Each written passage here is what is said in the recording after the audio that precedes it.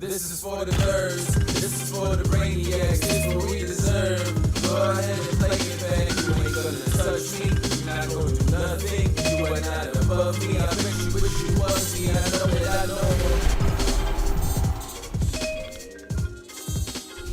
know. What's up, all you nerds and brainiacs? Welcome to the 100th episode of the Only Friends podcast. I'm joined today by the majority of the crew. What? I think there's an echo. Is it bad? I'm almost positive it's an echo. I can see it. I told you there was an echo. You can hear out of the speaker. Oh, everybody can hear it. Yeah, that's what I said. It's like as if you don't even pay attention. Everyone's complaining. Everyone's saying echo, echo, echo, echo, echo. So turn the speaker off. Mm-hmm. How about now? Why do you have headphones on? Better? So that I can hear you guys. But we don't have headphones on. I know. The echo is the free giveaway. It'll be a fix tomorrow. Okay, it's better. Wait, what was the problem? It's how you guys routed it. That routing will always do that. You can't route it that way. What did you turn off? I turned off desktop audio. Ah, Andre okay. just comes back and Welcome solves all back, our Andre. problems. Yeah, hi. I just woke up like 40 minutes ago. I'm sorry Yeah. that I wasn't here. Oh wait, so that means basically any clips that he plays will have no audio. So what will have to happen is he mutes everything. He has the hotkey to that and switches on desktop audio. And then, Easy peasy. We'll fix out a more permanent solution moving that's forward. fine. 100 episodes is just production everybody. tips the entire time. Yeah. That's all we're going to do. Guapo knows what to do. He knows what to do. Guapo, do you know what to do? This is the 100th episode in a nutshell. Yeah. It's been a real learning experience. Mm-hmm. This is why we're late all the time. Yeah. We're just doing production stuff. Yeah. Well, it kind of. Yeah, I just Just go with it. Production stuff, yeah. I mean, it's not true. We do have this issue where none of us are really producers or production savvy. I mean, you're different, but you're not here very often. Yeah, you left us. All right, look, Landon, I didn't leave you. You He's did. feeling abandoned. You abandoned Yes. me in my time of need, Andre. Because it's because he's so young. Why is your mic pointed towards Yeah, your tits? Fuck. He's the Somerville Stud Club, which apparently I'm supposed to know this shirt. How do you not know this shirt? You're supposed to be our production team. Yeah, I've been gone. Okay. So microphone's aimed at your dick. Daddy had to go get some cigarettes. Okay. Since you've been gone, I can't breathe for the first time. Yeah, I mean. Jesus. Is that what happened? I literally, you guys know this. I just got back yesterday. Where were you? I was in Italy, New Jersey first, then Italy, then Malaysia. Wow. Must And be nice. I go back to Malaysia next Monday. You're just gallivanting around the world. And then I That's go a lot to of travel. Cyprus on September 3rd. And then I'm there until September 20th. And then I come back to you, Landon. For how long? Well, technically I'm going to take 2 weeks off after that. And then you're going to go Not back. Not from this year, not. No. This doesn't work. Just come, sit down. And then after that I'm Chat. back. And then I think I have a Triton deal that I'm trying to figure out. But it's pretty, I'm pitching 12 weeks a year, which is crazy. That's a quarter of the year, the working year. Good math. But Daddy will be home 36 months out of the year, so it's fine. 36 months out of the year. Or 36 weeks out of the year. Mm-hmm. A quarter's not really that much when you put it into perspective. No. Yeah. Because it's not like Especially you're for going. how much they're probably paying you. Yeah, and you're not Hey, going for hey, 3 months Melissa. straight, No, right? it's going to be 3 weeks, Okay. 4 iterations. Yeah. That's a vacation. It's honestly not that long of a time. Well- It's wild to think about, even in the terms of just like how much you can like transform yourself when it comes to like the way like you look or like feel in like a quarter. Like 3 months is not that long of time. Yeah. Is he calling back the towel picture somehow? Yeah. No, Yeah. I'm not talking about the fucking towel picture. I'm just talking about in general. Like It's you can like, lose a yo. lot of weight in 3 months. In 3 months' Yeah. time? Ask Tony Horton. He knows. I don't know Tony Horton. Phil does though. The old. Huh? So I don't like these references that I don't know. P90X. I almost said 90 Day Fiance, which same thing. You probably just gain weight that way. Yeah, P90X. You know, The- 90 days, you transform your entire body. The fact Whatever that you're happened so to P90X? honestly, that whole like conglomerate of Beachbody is one of the most successful online fitness platforms I've ever seen. Yeah. It's insane. They basically did what poker training sites did, only for fitness. And instead of teaching you the rhyme or reason behind working out, they basically have like the run it once model where they have like 100 coaches. It's like a blueprint.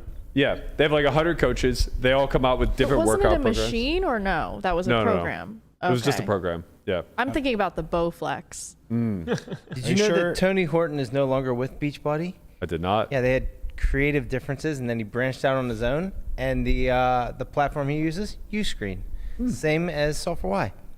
I got to tell you, he's probably not doing as well as he was at How Beachbody. could you be? I mean, under that umbrella, Beachbody has so much money behind it and advertising, and it's a established brand. So Yeah, I'd be curious, Guapo, if you could find anything. I would be astonished if they aren't $100 million company. yeah. Just I P90X agree. in general, or it's No, like no. Beachbody. it's literally called like Beachbody Incorporated You or go, like, whatever. it's like Beachbody has their own app, and then you pay a Oh. subscription fee, So- and you get all these different, workouts, and P90X was part of that. So this all happened over the course of like 10 years. In 2010, P90X was released as a box set DVD collection. Oh, And it was their- 454 wow. million. $500 million. There you go. Trading at $1.41. Not shocked. Not shocked I at mean, all. it's kind of like a stable coin. You can call it that, sure. Get your head out of the gutter. Which gutter? The crypto gutter. It is a gutter right Did now. you see that meme I sent? It's a guy who didn't lose any weight, and it just says, "This guy transformed by losing $45,000." Yeah. So go on with your. So it was just released as a box set of DVDs. It was like their number one product. And then they had a few supplements on top of it. So like protein, Right. shit like that. Okay. Not a very big company. Shakeology. Yeah, Shakeology. So not a big company at all. P90X explodes. They can't sell them fast enough. Wow. Within 3 years' time, they then developed the Beachbody app. And they bring on like Sean T, who creates the Insanity program. Yeah, I've seen those. Yeah. And then I know like, someone who lost a ton of weight with Insanity. it's so hard. Yeah. It's very He hard. got like ripped. He was like Yeah. big in high school, and he got like ripped. Yeah, it seems like if you just like do actual workouts and eat correctly, you can change your life in like a quarter. Well, their big selling point is it's not time intensive. So they have like programs for the stay at home It's like you can do it in 15 minutes. Yes. Some are like 15 minutes, some are 30, some are an hour. Yeah. Yeah. They say that, but like your body is still humming like an hour later Yeah. after those workouts. They're Yeah. so hard. And Yeah. the original P90X was like 90-minute plus workouts. Those were rough, Bro, super rough. I got in really shockingly good shape the first time I did P90X. Oh, so you did this? Yeah. You did like He was doing this like Yeah. last year. No. You weren't? During the pandemic, I still had the app, so I was messing I around did with the, it. the third one, the P90X3, which like the first one was 90 minutes, and then the Yeah. second one, most of them were like around an hour, and then they came out with the third one where it was like everything was 30 minutes. I'm like, that's my speed. These guys are geniuses. Like, Right. we can do it in 15 yeah, now. I'm not 7 saying minute abs. I'm not saying P90X3 is for cowards, but he's a little soft. That's because I don't stick to it.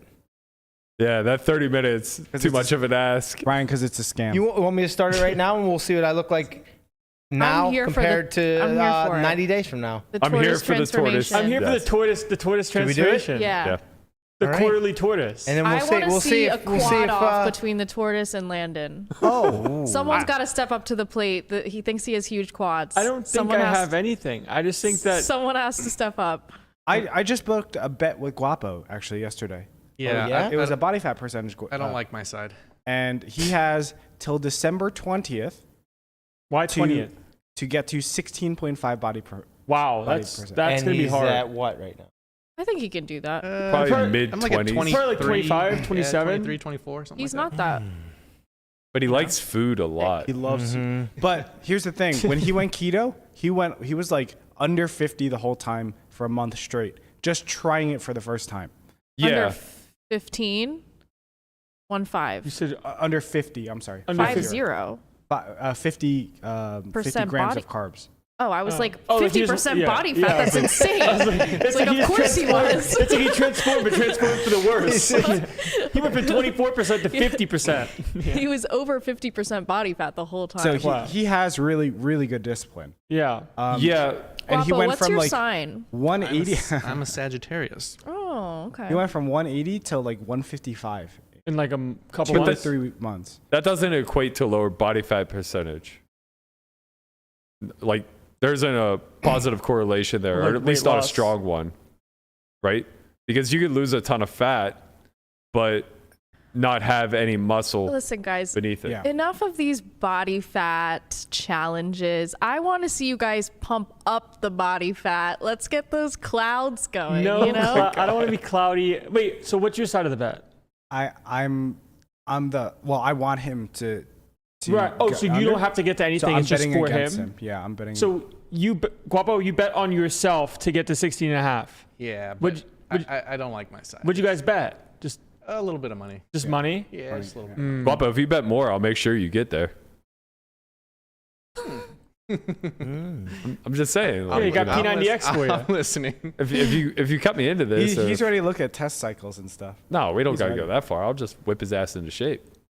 Actually, build some muscle. I think Winstrol would be the way to go, right? Well, I mean, that's Are you talking into the mic? yeah. I mean, I if wanna you're gonna get- do it, I want to get to 12%. we all do. I want to get to 12%. I think it's possible. I want to get to 30. I think I get to, I think I can get to 12. You guys are trying to go getting down, to I'm 30 going than up. it is getting to 12. Melissa, that's a big. I'm trying to be a big bitch.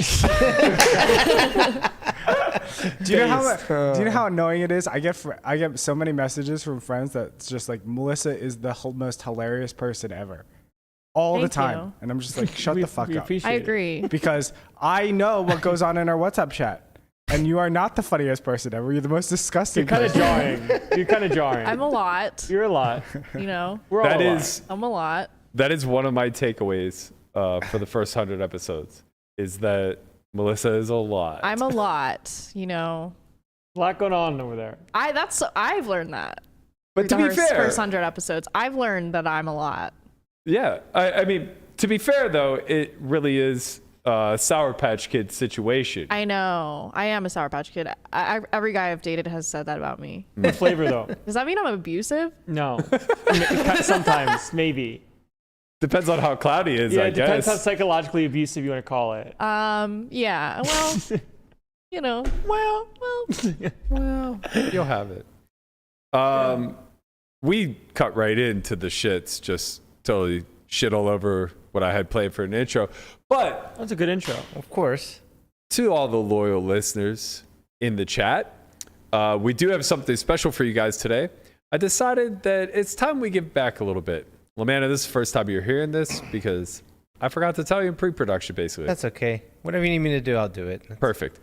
So we are going to run a contest for the viewers in the chat. And we're going to Ooh. give away 5 homeschools. 5 homeschools. 5 homeschools. What about some money. shirts too? Well, relax. They could buy the shirts. Those are Yeah. cheap. I'm looking out for Yeah. you guys. Homeschool's $1,000. All right. More. 15. Okay, that's 15, that's legit. Okay, so we do have some new merch. If you guys are interested in that and you want a link, go ahead and hit !merch in the chat. That'll take you to Those are our shop. models. Those are our guys right there. You know, Yep. I'm not gonna lie. I saw one of the a jujitsu video of someone rolling with an OnlyFans compression shirt, and I wanted an OnlyFriends compression shirt. So Yeah. Probably gonna make have that to go in. happen, right? I'll have to check and see if compression shirts Maybe are some available. beanies for the winter. Oh no, Ooh, yeah. this is Some gonna what? be very Some bad. beanies. Beanies? What's that? Yeah.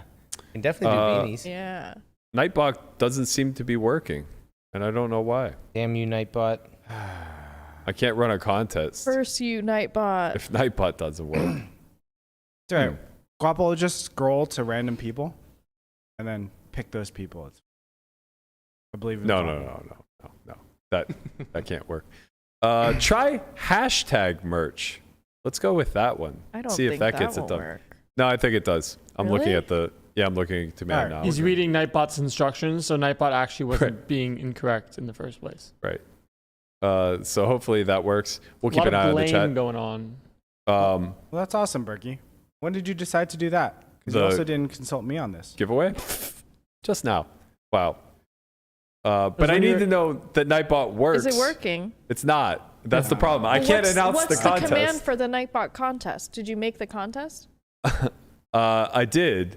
It's exclamation point giveaway. Man, you I went believe. full. Is it merch No. or is it giveaway? No. Exclamation point contest.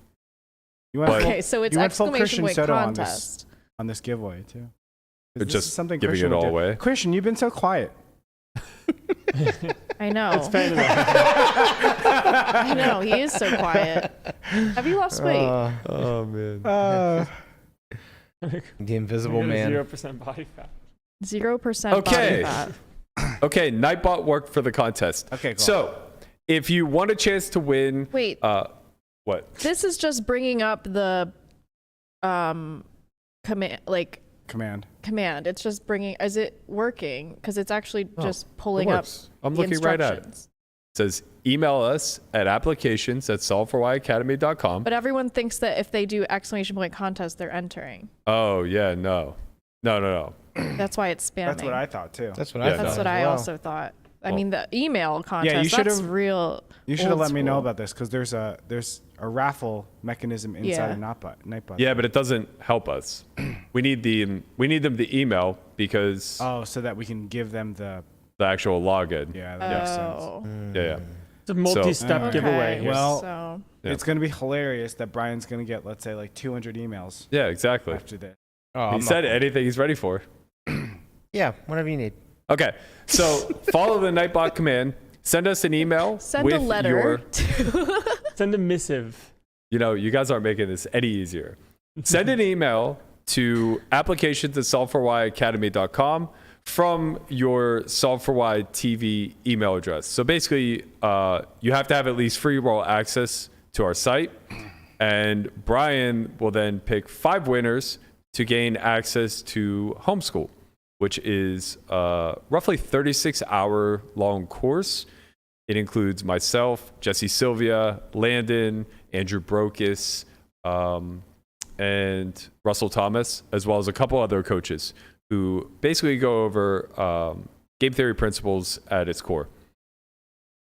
So we're gonna do a 5-part giveaway. By the end of the show today, we'll announce in the chat who the winners are. And Efro said, I sent my entry to Scruff McGruff, Chicago, Illinois, 60652. He knows how to win. You know. Man, respect to the callback The guy right that knows how there. to win. Okay, so this ended up getting a little bit more messy than I thought it would. It's so funny. If ever I have to put in like an address and I don't want my actual address being put in, Yep. I use that address. Scruff McGruff. Chicago, Illinois, 60652. Oh, that's funny. And I just type in a random street. Yeah. Are you Scruff McGruff? Are you? And it's funny that you remember the zip code as well. Right. Well, I mean, It's part of the the song. song. Yeah. How could I ever forget? Help take a bite out of crime. Are we about Baby. to get 10,000 emails into the applications? I hope so. I'm not. I do not hope that. Send Oh, a you picture- just- That's the include a main picture of your email. feet. That's fine. You just pick a random 5. It's okay. Yeah, I'm just saying that there might be important stuff in there that's going to get lost in the mix. So anybody that's trying to email us for other reasons, you're fucked. I don't know. Just give it an hour or okay. so. The tortoise moves at his own speed. You know, if we plan this out, you could have made like a giveaway. I know. Could have made a Of course separate I could email have, but he didn't tell account. me. He just No. just, you know. Wow. No, this is You're this really is all screwing with the is all tortoise's with intention. process. because then those emails are now a part of our email list. Right, of course, we know, but you can still do that another way. It's okay, Brian. He's mad. You have Brian, this is royally Brian. My fucked phone the is just tortoise. buzzing because I get a notification every time. Well, you're gonna have to mute it. Applications You're gonna have to get- mute it like you it's mute our just group going chat. off. Guys, I'm gonna tell you, I appreciate you all. The sheer entertainment I'm getting right now, just out of knowing that he's gonna have to filter through all this, is worth Look every at bit. this. He's gonna take Whatever. forever to respond. I'm gonna pick the first 5 I see. This is First 5. Oh man! Shout out to Adam Lowry. Thank you so much. He says congrats for 100. We appreciate Can you, my man. believe how many hours we've talked? It's only been 27 Into a people so microphone. far. A lot. We have to be 29. going on like 200 plus hours. Yeah. So many. Love the time in this place. And probably like 300 plus pre-production hours. Yeah, real shit show that Yeah. pre-production. Well, some of us have been here for pre-production. Some others have been in Malaysia. Wow. You really triggered his abandonment wound. I did. You left me. Landon, You left me when I needed you most. I have a life too. You When I go to need- Florida all the fucking time. I don't say shit. When I needed you most, you Okay. vanished. And then you just stay there for like multiple weeks at a time. I don't say shit. Week and a as soon half. as I leave once and I come back. Yeah, some of us didn't come back. Some of us come back for one episode and then leave. Yeah, there it is. I'm just All right. joking. I love you, Anya. And I tell you, I told you too. I'm coming back. I'm coming back to you, Landon. You two can hug it out a little bit. Let me Wow, get we didn't through even the get our run of pre-production show hug. at least. we didn't Yeah. even get our pre-production hug in. But anyways, Yeah. go on. That Sure. seems like it's on you I mean, guys. It is. It's never a hug. It's just him wrestling you to the ground. No. We do proper hug. Okay. You know this, Melissa. It gets a little erotic. It gets at some point. very erotic. Okay, now we just swung the other way, but it does get around. It does. Look, Just a nice we hug. just like to hold. Yeah. It's all right. Everybody needs to be held once in a while. Yeah, exactly. Need to direct the fanfic somewhere else. Okay. What else is going on, Matt? For today's show, we have something very special planned. Ali and Nejad will be in studio in 30 minutes or so. We have a long one in store for you guys today. Our plan is to go 2.5, maybe 3 hours. We're going to break this down into 3 parts. The first part, the intro, basically some of what you guys have already gotten, as well as I want to kind of revisit the past 100 episodes, some lessons learned, some things that we could potentially do better, as well as, some good times we had along the way. Then we're going to have Ali in studio after a short 5-minute break. He'll be here for 45 minutes to an hour, depending on how the conversation goes. Another short break, and then we are going to wrap with just kind of kicking a little bit, discussing what our plans are for the podcast, what we hope to get out of this, announcing the winner to the contest. By winner, I mean winners. Amanda's going to be picking 5 of them by the end of the show. Oh, my by God. the end of the show, I'm picking Yeah, them? look at How his am I face. picking them? At random. Oh, I just scroll through and say, this one looks good. This one looks good. Yeah. I mean, you have enough emails at this point that you could just done. Okay. Right? Perfect. Maybe you pick 1 an hour and then Okay. 2 at the Yeah. end. So if you're watching this, not live, do not email us, 'cause the contest is already over. If you're doing it like that, they're Yeah. incentivized to email you every hour now, and you have no way to Yeah. uniquely check.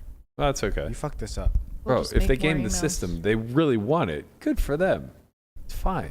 I don't care. We encourage gaming the system. We don't encourage it. If anything over this last 100 episodes has been proven to be true, we do not encourage gaming the system. Are you saying that our email list is going to 100x? It depends. Do you want to be on board or not? Yeah, it's up to me, isn't it? It's basically up to you. Yeah. Happy Father's Day. Okay. All right. Before I get into a short list that I curated of things that I've learned over the last 100 episodes, I kind of want to go around and just ask you guys what your big takeaway is from this fucking experiment so far. Landon? I'm going to start here Yeah. with things that I've experienced or have reflected upon in these first 100 episodes that I may or may not have been a part of. Yeah.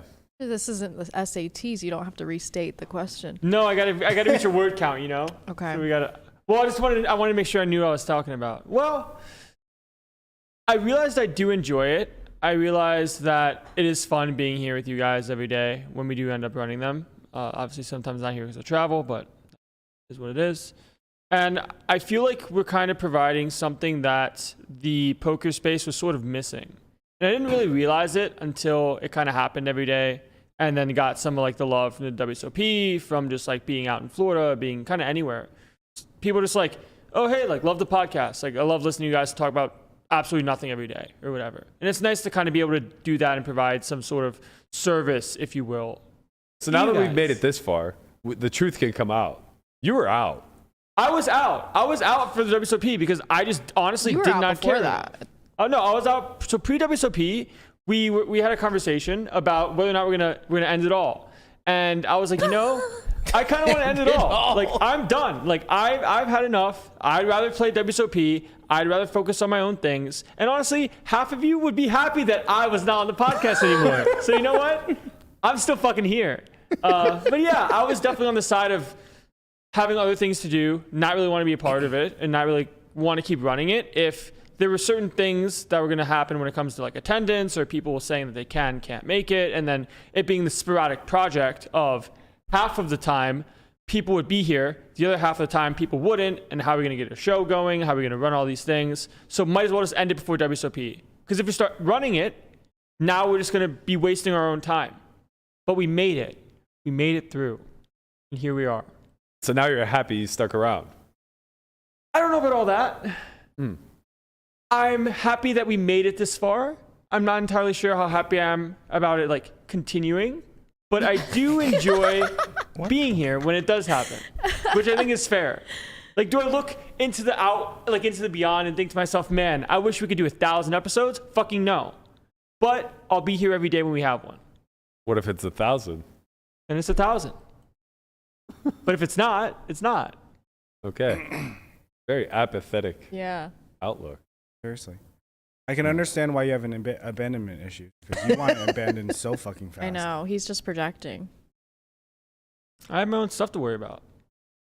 I had poker to play. I had things to do, things I cared more about than the Got podcast. girls to explain sim outputs to. No, that was beforehand. Oh, Yeah. that's done now. Yeah. That's gone. That's long gone. It's back on the podcast. I'm back. Here for the grind. Still here for the gym though. 'Cause you know what you can do in a quarter. Well, according to Tony Horton, you can change your life. You can do a lot. Melissa, how do you feel about this experiment?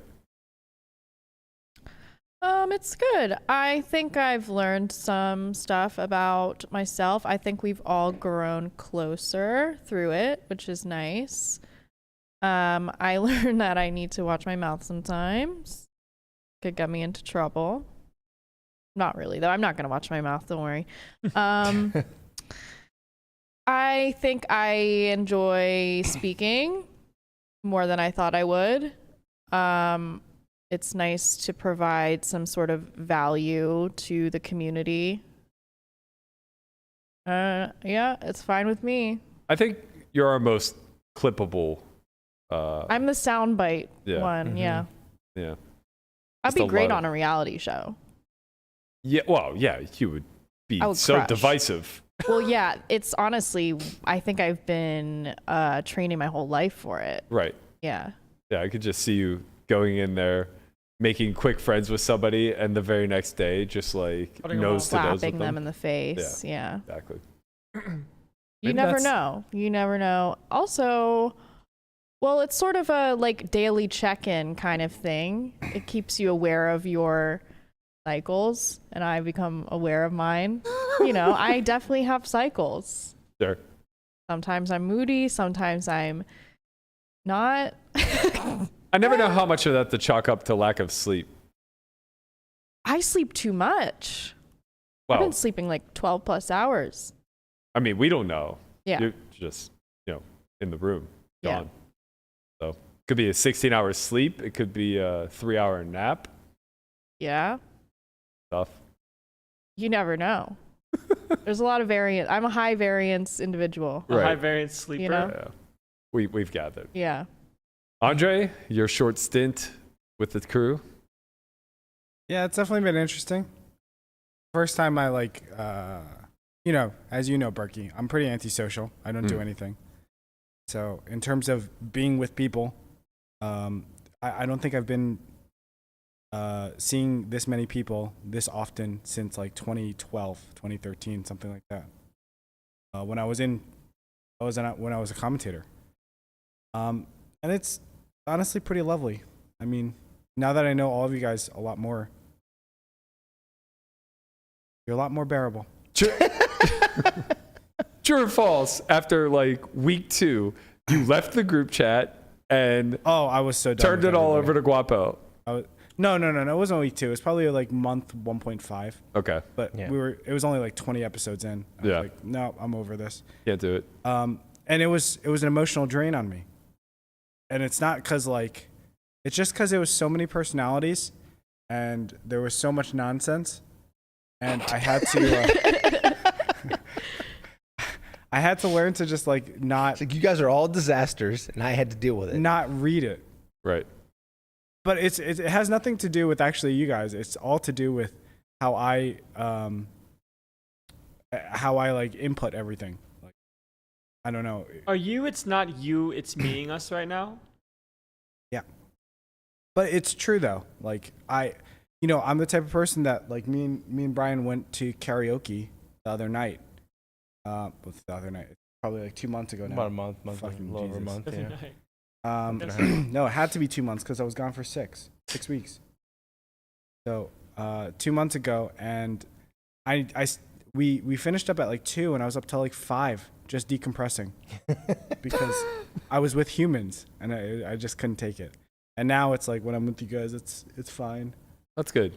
Or at least the pod, it's fine. I can just go back to normal. We're your very distant family. Yes. now. We've Yes, grown that's on right. you. Respect.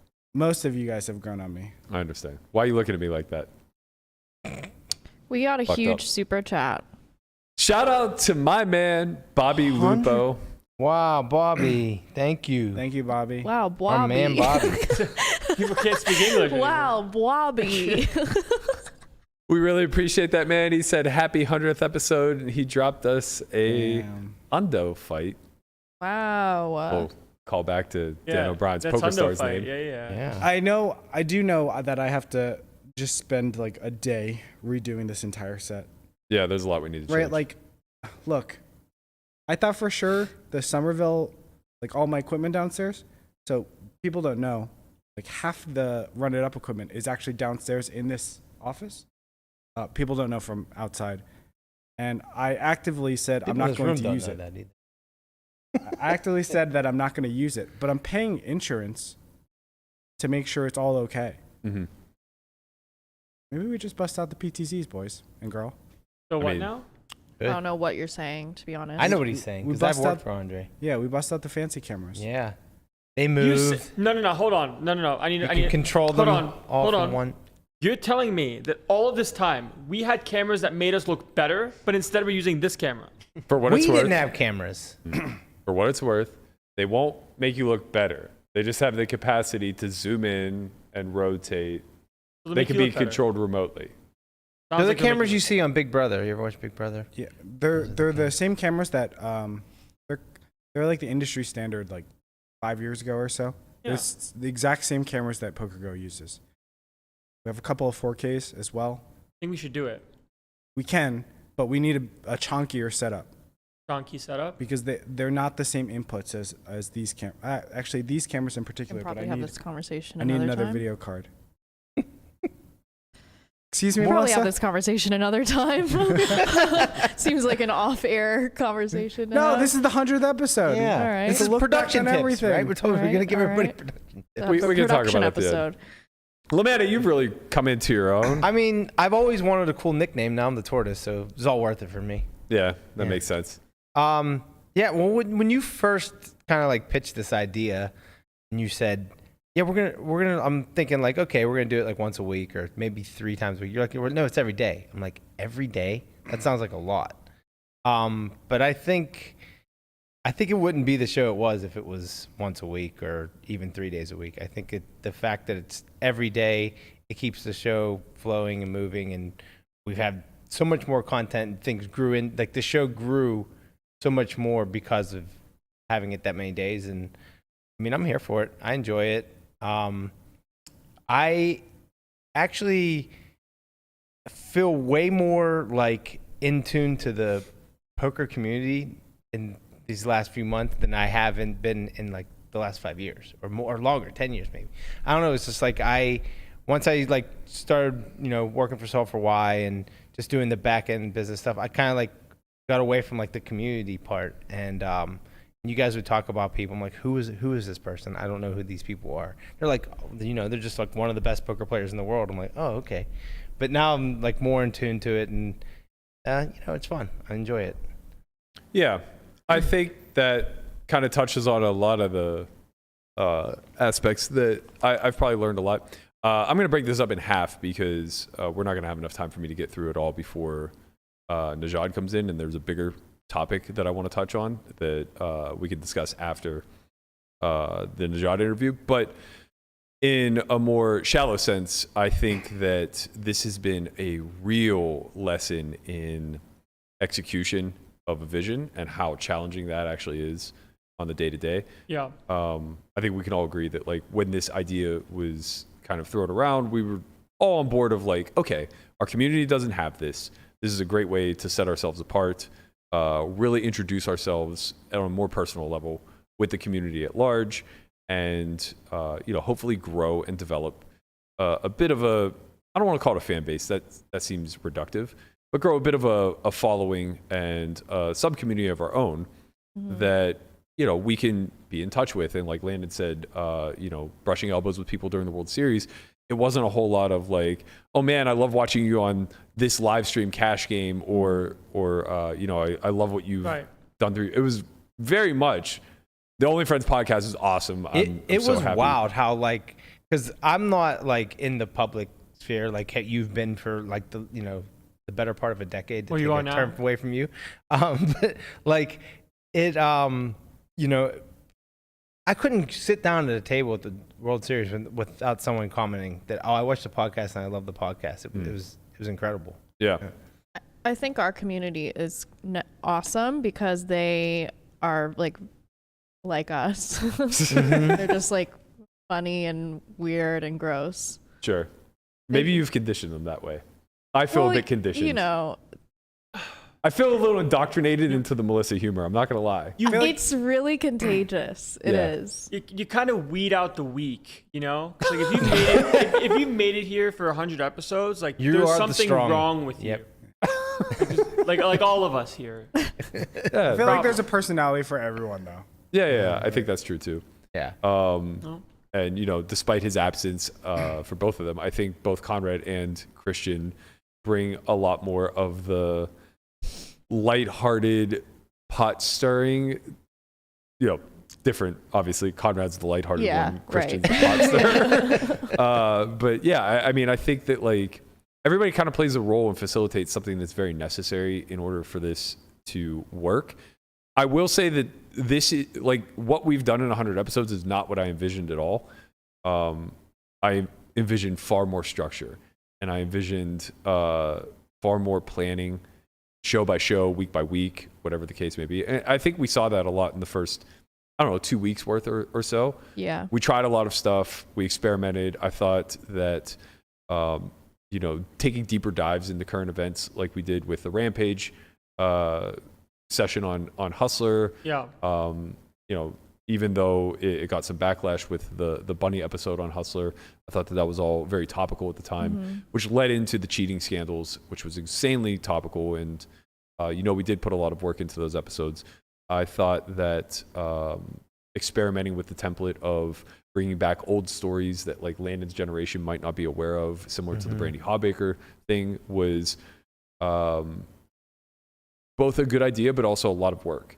And it's something that like moving forward, I'd like to do more of those types of things, but I'm not exactly sure necessarily how to go about the planning phases. Yeah. For sure on the day to day, I didn't expect to just come and shoot the shit with 6 friends. Like I thought that would be kind of an undercurrent to what the whole show was, with structure and, interesting topical things to the poker community kind of leading the way. But what I really think that I've walked away with after 100 episodes is understanding that poker is very hard to talk about day after day from a media Outside of the World Series. Yeah, the Yeah. World Series, obviously, you know, it was easy. There was a story every day. Right. It kind of wrote itself. There were stories when there were no stories to even be created. Right. Like there's Nipplegate. There's everything. Yeah, you know? you stick 10,000 people in a room, some shit's gonna go down. Exactly. You know? 45 days of these guys in close quarters, like it's kind of like being on the outside of a fish tank watching this reality show unfold before But also you. being part of the fish tank. Right. Yes. And that's the thing is like we have access to a lot of you know, I don't want to say the industry secrets, but like we're exposed to pretty much everything Yeah. based off of where we're at in our careers. So I think like obviously during WSOP time, I'm so happy we decided to go forward and stick to the daily regime or regiment during that time. Even though it required a little bit of sacrifice and a little bit of discipline, I think everybody should be commended for that. But outside of that, what I'm realizing is there's a lot of stuff that you can talk about, but at the same time, almost nothing, right? It's really difficult to separate the signal from the noise. And it's like, sure, we could cover a live stream every single day. We could do a strategy segment every single day. But it's like, even when I just propose those It ideas, just sounds so I could stupid. see I could see myself losing half of our room, Yeah. right? Yeah. Like Landon's ears perk up and Melissa just like goes into, I want to leave immediately mode. Yeah. But I prefer strategy over the pirates. But Yeah, I was gonna say like strategy. I'm sure you're. Yeah, you're I'm for fine it. with. You say that now, but the difference between a poker strategy segment and a segment on the Pirates is about 45 minutes. Yeah, Like, pirates is 45 minutes No. longer. Right. Well, like I just after seeing these episodes kind of happen from like day in day out, it's very clear that this is not supposed to be a strategy type of section like podcast. This isn't supposed to be anything along those lines. I find it, and obviously you can speak to like what you thought of the way things are going or the way things can be when it comes to the way that our structure is now. Like we show up, we talk about stuff, we move on. I like that more than the other structural type of approaches that we might have had yeah. prior. As a general template, I agree. Yeah. I think that there's room to experiment. Shout out to my man Jason Lee, hit us with $20. Said congratulations. We really appreciate you. Thank you for all Thanks, the time. Loyal. Jason. Yeah, I think it helps us be more ourselves when it comes to the like shooting the shit type of thing. And like, you know, I've kind of changed a little bit as the podcast started to now when it comes to like some certain things. Like Changed a lot, Your Larry. hair's Yeah. different. You got a You've changed a haircut, lot. a little bit different. Like, I'm kind of becoming more of an adult slowly. Yeah. But you can kind of like, it's nice that you guys get to see that too. Yeah. And then people come up to you sometimes and be like, Well, not just us. Like in some regards, if we keep doing this, you'll grow up in front of the camera. yeah. Mhm. Right? Like you're at that age where you're not really necessarily solidified in who you are. Like your at- frontal lobe might develop on camera.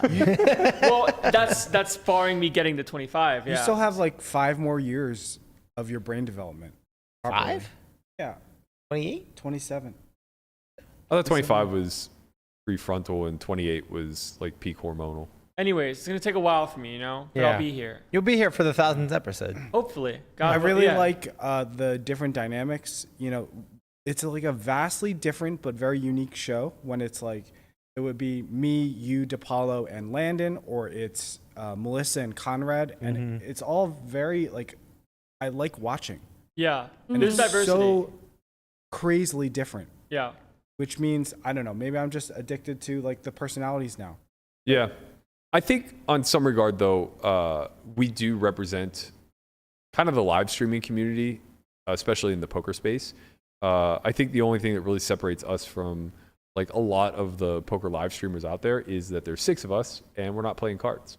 But the conversation itself, when removed from strategy, is still very similar in nature, right? Like I think back to when I did a lot of streaming, you're kind of shooting the shit about current events. You're reminiscing about, you know, something will trigger a story from the past, be it in your personal life or in the poker sphere. Yeah. And it is a lot of that dance. I just don't know that that is enough. Like, I think now that we've established that we can do 100 episodes and we're in line to do 100 more, I think that the target should be to not necessarily grow beyond this community, but grow with inside of it at least, right? Yeah. I think we can do a better job of structure. Obviously, I think we can still do some things to tweak the set and the quality that we put out.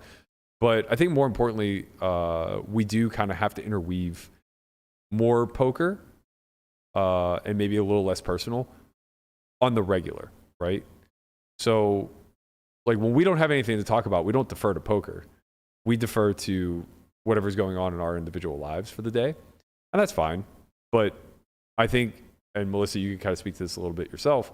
I think the more that we do that, the more we leave ourselves kind of vulnerable to overreactions. Well, yeah, I think especially as the podcast has gone on, I'm way more like comfortable and I kind of forget the camera's there. Yeah. So I'm just talking to you guys like how I would talk normally, and then I forget that like I'm not the most PC individual and all my friends know that but love me anyway, but not the whole world is going to love me anyway. So it's sort of, you know, maybe I could be a little more careful sometimes, but I don't really care.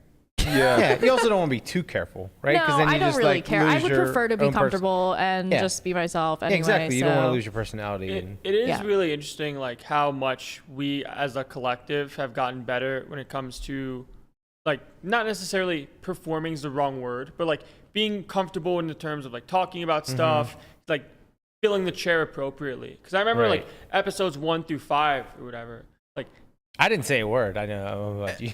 honestly, I don't really know what's changed, but I don't sweat anymore. Well, yeah, you get nervous when you're first starting to talk in front of a No, camera. like, That's plus the definitely whole real. light thing, I'd be like, oh, it's the light, like I'm sweating, like how am I? Oh, how yeah, am I you used sweating? to sweat a lot. Yeah, and I think Yeah. I was just like, You were just nervous. I was probably just like super nervous. A bunch of other stuff, like who really knows, like how it was still hot, but not really. Like I don't have the same kind of. I'm not sweating anymore. Those chairs are unforgivable when it comes But- to the breathing, though. I sat in that chair one time and I was sweating. What after I would was love done. to see before the These are 200th nice. episode is chair upgrades for us. I want those Chair chairs. upgrades. We can get some Those chairs are camera. nice. No, Those these are chairs are compared so to much those better. chairs. Well, those chairs are fitting for the Those for the are set. Like comfy. if you're not going to get a living room lounger behind Yes, a we're gonna desk. turn this into a little lounge like den. We're gonna have a little fireplace. I think that we get to do whatever we want in this This is corner, our corner. as it is our corner. Yeah, we're gonna And get rid of these you- newscaster desks. We're I'm- gonna get 2 lounge chairs, Yeah, we a can't little have the- fire pit. We're gonna have like lawn gnomes. We literally I'll look tell you like- this, We I'm- actually look I'm like open junior to it. news reporters. Yeah, we do. I'm open to it, but we'll discuss.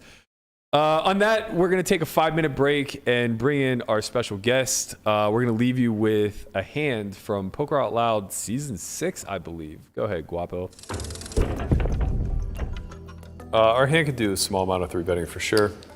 And it's pretty tough, though. And inflating the pot with an offsuit combination of broadways feels a little bit worse, so we're just going to call.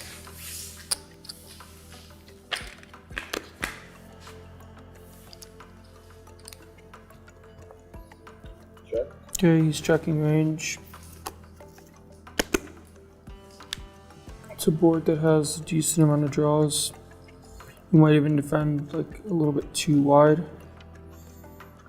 It's either like a bigger, better check spot. He's pretty covered on queens. With a club, I'd be like a lot happier to bet. I'll just check back and like have some board coverage on like overcards to where I'm not just like underprotected.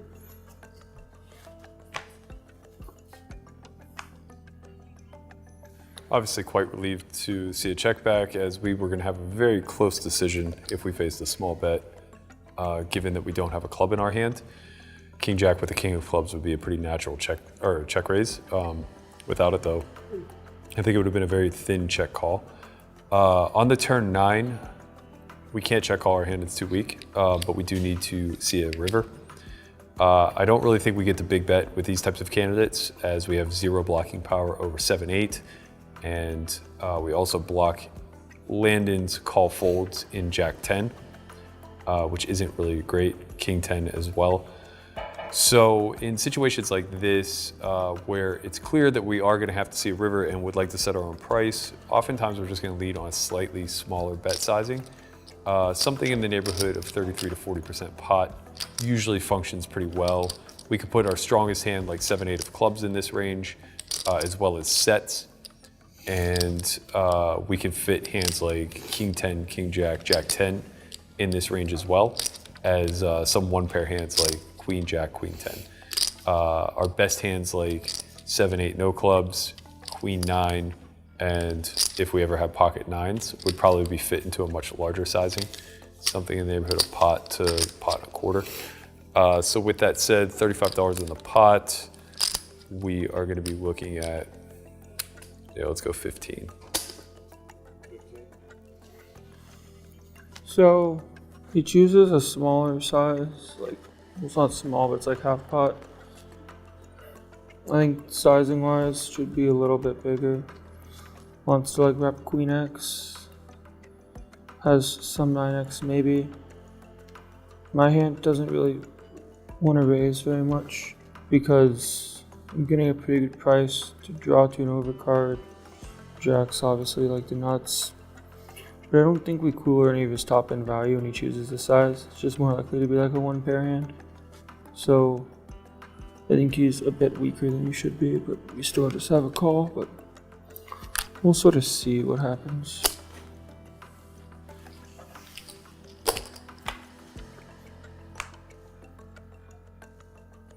Okay, so on almost all rivers, we were going to be betting somewhere in the neighborhood of 75% pot.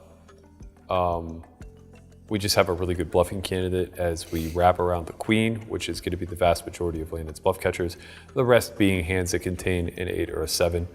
So he would be looking to bluff catch hands like 9-8, 9-7, 6-7. So his ace-6, ace-5, ace-9s wouldn't really perform all that well. So yeah, we were going to go like 3/4 pot. The 10 changes things a lot because now the nuts are king-jack, which we actually possess. So now Landon's bluff catchers are going to have to be a lot more jack heavy. So he'll want to be leaning on jack 10, queen jack, jack 9, and I suppose some hands that block the 8. So maybe like 10-8, no club, queen 8, no club if he has it.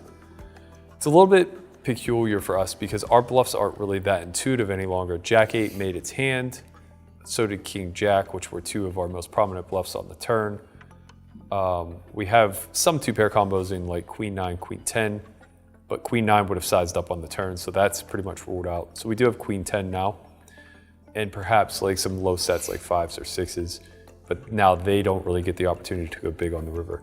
So basically we find ourselves in a situation where I think we would just want to like kind of scramble Landon's brain a little bit when he has a hand that versus a larger size would be a clear bluff catch. So if he has a hand like Jack 10, Jack 9 versus like 80 to 100% pot, those are probably going to be some of his better bluff catches, Queen Jack, etc.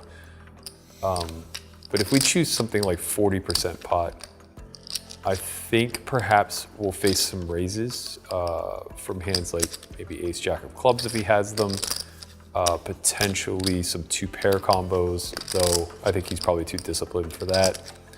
We could see some raising take place from more of his 8x range, as now it probably doesn't bluff catch quite as well since I could be getting thin with a 10. So with 65 in the pot, we're looking at a bet size of 25. Just bets 25.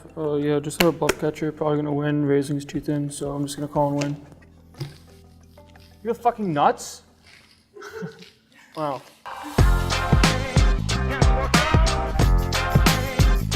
I probably know Chin better. Yeah, I know Chin better than All everybody. right. I know you guys. You guys caught a little bit of the behind the scenes. Welcome our esteemed guest. He's been begging for the night show of Only Friends. You got it last week, by the way. Yeah. That was us as unhinged as it gets. I love it. Really You know, missed an that's opportunity to get Are you you. going to say his name? That's my Oh, name. everyone knows his name. Well, we're supposed to clap when you say his name. Okay, fine. Ali Nejad. Wow. Look at that. We got you a lower That third. was tepid. We're professional. We're professional here, okay? All right. What's up, man? How's life? Not much, man. It's good. I mean, excited. Actually, you know, one of your team members is going to be out in Cyprus with me working on Triton coming up pretty soon. Full-blown festival stop. Juiced about that. Getting ravaged in the stock market. Like really learning what the diameter of my no-no hole is. Like, Wow. it's been big What is red the candles diameter? right in my deuce shoot, which has been not fun. And what's crazy is I'm I'm gonna short, tell you. dude. I got my face ripped off when I was short, and then I was like, nope, I'm not gonna let them do it to me. Then I got long, and then they're like, no, we're gonna sell it off now. I can't. I gotta tell you, man, you're one phrase in. I already see the Ali Melissa spinoff. Oh yeah, coming. oh yeah. You got So like a what is little. the You're weird about the diameter? butt stuff, right? Like, I mean, not weird as the case. You have may a be. contest. Yeah. Congrats, by the way. Can I just start by saying I have deep appreciation for what it takes to wake up day in, day out, 5 days a week, create content. And I marvel at what you guys have done. I'm not just like pandering. I get approached, not like all the time left and right, but people ask like, hey, will you come on my show? And I try to find the like polite way to say no thanks. And from the first time I saw highlights of the show, I was like, that is what poker needed. An unvarnished, don't take yourself too seriously. It's very much in line with what I try to deliver. Oh, like, you deliver, sir. I mean, yeah, right? You know what the weird thing about it is? So first off, yes, props, by the way. You guys deserve every bit of the success. Thank you. And I know it's, Thanks, you know, man. onward and upward. Like, and I know what it takes. It takes a village. It takes an army. And there's days where you wake up and you're like, what a grind, man. I don't want to go. I was up all night. I was playing. I got dusted off, whatever. But, you know, you show up. Christian, on the other hand, if you're out there and you're listening, wherever the hell you are, we know each other well. What are you doing? You need to be here. This is the 100th episode. I feel Slacking. like all hands on deck. Absolutely Right, slacking. right? He comes back for one episode. He was gone for 2 months, came back for one episode, caused a whole riff of shit, and then then just left. took off. Maybe that's his, like he's decided that's the strat. That's He's like, I'm great. going to, you know what I mean? Yeah. Just come in, We've one at collectively Hochstetler. decided that is not the strat. No, it's No. just Christian. It's He does just, claim himself to be dark side. He comes in the hoodie and he's like, yeah, they like dark side Chin. just not it, man. It's Who just doesn't not love it. Chin? I love it. That's strong. No, he is very affable, and it's actually such a problem. He's so hard to lift out whenever he just does this type of shit. But Yeah, you gotta bring him out of the yeah, shadows. It's nice. This carries me into a few things that I have here Yeah. as notes. Okay. I'll work backwards since it's been brought up. At what point do you think Schulman actually opted out on the bit and just grew to loathe you as a human being? Right. It's funny. I think he vacillates from time to time. We get along famously. We're close, like we're friends, off air or whatever. But I do think there are moments where the line does get blurred. Like, and he's like, look, I know that this is supposed to be a bit, but really, like, just stop. Like, he just gets so upset at me. I think in particular it's because I lack reverence of any sort. And he's very serious about poker at the highest levels and his Yeah. peers. Yeah, and yeah. so if I'm off, you know, talking about somebody getting showered and whatever, and it's like $1 million buy-in, like Petrangelo and Vivek were in a hand during the London Triton Million. And like, I wanted to get even with him for always like telling me that I don't take things seriously enough, and he had like a little lapse. And I was like, oh, Nick, no, you got to take things more seriously, man. No, this is whatever, man. This is the million. You got to, and of course, we're just stepbrothers, dude. We're really, truly just John C. Reilly and Will. I mean, there was no more sincere comment ever made in poker commentary history than when Nick, without missing a beat, just goes, "Shut the fuck up, Ollie." Oh, that's so good. I gotta tell you, so I honestly, it really caught me off guard when he said it. Yeah. Like, it was long overdue, of course. Right. But like, I mean, in fact, I think everything I'd done to that point was working toward that moment. But when he said it, I was like, oh my God. Like, okay, I can't get offended or have an ego about it because that's awkward. I can't really admonish him because then that draws attention to it more than I'm not sure if we want any. Right. As it turns out, hundreds of thousands of views or whatever later, Sure. it is very loved and popularized, which I'm not sure what that says about me. But like, I was a little bit worried. And even right afterward, I was like, dude, you're going to get us in trouble, which was half joking and half Right. just in case you forgot, like, we do have a job. Well, that thought process was abundantly clear as all the viewers were greeted with was a solid 15 seconds of silence. Yeah. Well, I was laughing. I was Right, like of kind of course. laughing quietly in the background, nervously, anxiously. But yeah, I mean, it really is like an authentic back and forth. And I genuinely feel like that has a lot to do with why. And I'm super thankful for this because Lord knows that when I first came onto the poker scene 15, 20 years ago and was doing commentary, this was not the case. I mean, look no further than 2+2's first, Right, post. It was like reviled universally, right? And I know that's a tough crowd, but I mean, to have caught lightning in the bottle the way that we did in terms of our rapport and our chemistry, and we've known each other a long time, and we played with one another online a lot, and kind of have that nice balance of he can really go where he needs to go in terms of strategy as deep as you want him to go, but understands that he doesn't want to have people gloss over. He figures out a nice way to convey the information where he's not trying to prove something to anybody. It really is special, and he has a unique talent. And I've told him, like during the pandemic, I tried desperately to get him to do content with me, like create a podcast, do something. And, you know, I mean, it's tough. Like Nick has a lot of other ambitions. He's, you know, he wants to do boxing commentary. He's really into pool. Obviously on a daily basis, he wants to play poker at the highest, most competitive level. And so to make that sort of commitment, because the way that he is, he wants to be 100% about everything, was a little bit too much. And he also strikes me as very reserved. Like, I think he does a great job of being this cool, calm, collected guy who's just oozing swag. Yeah. But like the audience doesn't ever really get to know him. Right? Like he keeps, Yeah. he toes that line really well. it's of like, Ivy-esque. yeah, you're having a good time with Schulman, but you don't really know all that Yeah. much about him. Yeah. And I got to tell you, when you start doing a podcast multiple days a week, multiple days a month, whatever the case may be, those walls just have to kind of crumble at some point. Yeah. And it's almost maybe for the better. For the betterment of your commentary, for the betterment of the allure of Nick. Yeah, the allure, for sure. Yeah, There's that like access isn't available. Yeah, there's some sort of mysticism about all that is Nick Schulman. Whereas me, I'm just a complete ape, like a total lunatic. Like I'm here. There's something I appreciate so much about what you do, and I know that this parallel is not going to be very well received, and a lot of people are going to say that I'm an idiot for saying it, but you break the fourth wall so much. And I love that type of humor. Me too. It's why I said, like, I think Jimmy Fallon is good at what he does. God. I'm not arguing that he's a again. great comedian. Right. I just think he's good at what he does because Yeah. he's willing to kind of just be human about it. I felt like giving no fucks was a really nice deal. I marvel at the fact that in the cancel culture era, I don't know if we're kind of leaning out of it at this point, but the more shit that I've done and said that I think was cancel worthy, like the more people were like, "Oh, I love Ali, like he's so funny" or whatever. I was like, wait, this is dangerous, like, because Yeah. obviously I know. you don't know where the line is until you've crossed it. And I feel like there's been a couple times where I said some things and I was like, oh, I better walk that back, or, you know, I kind of regret that. And sometimes on Twitter, somebody will point out that, like, hey, that was particularly. I have a legit whole apology set up for the entire third segment of the show. I mean, 100 episodes was enough to make me take a hard look in the mirror and realize, like, hey, you're Yeah. getting some fucking things wrong, guy. Like, No, I mean, but listen, just be yourself, right? I would much rather, and this applies to everything, just beyond poker, just in general entertainment, right? I've been doing this over half my life, pushing 25, 26 years of being on air.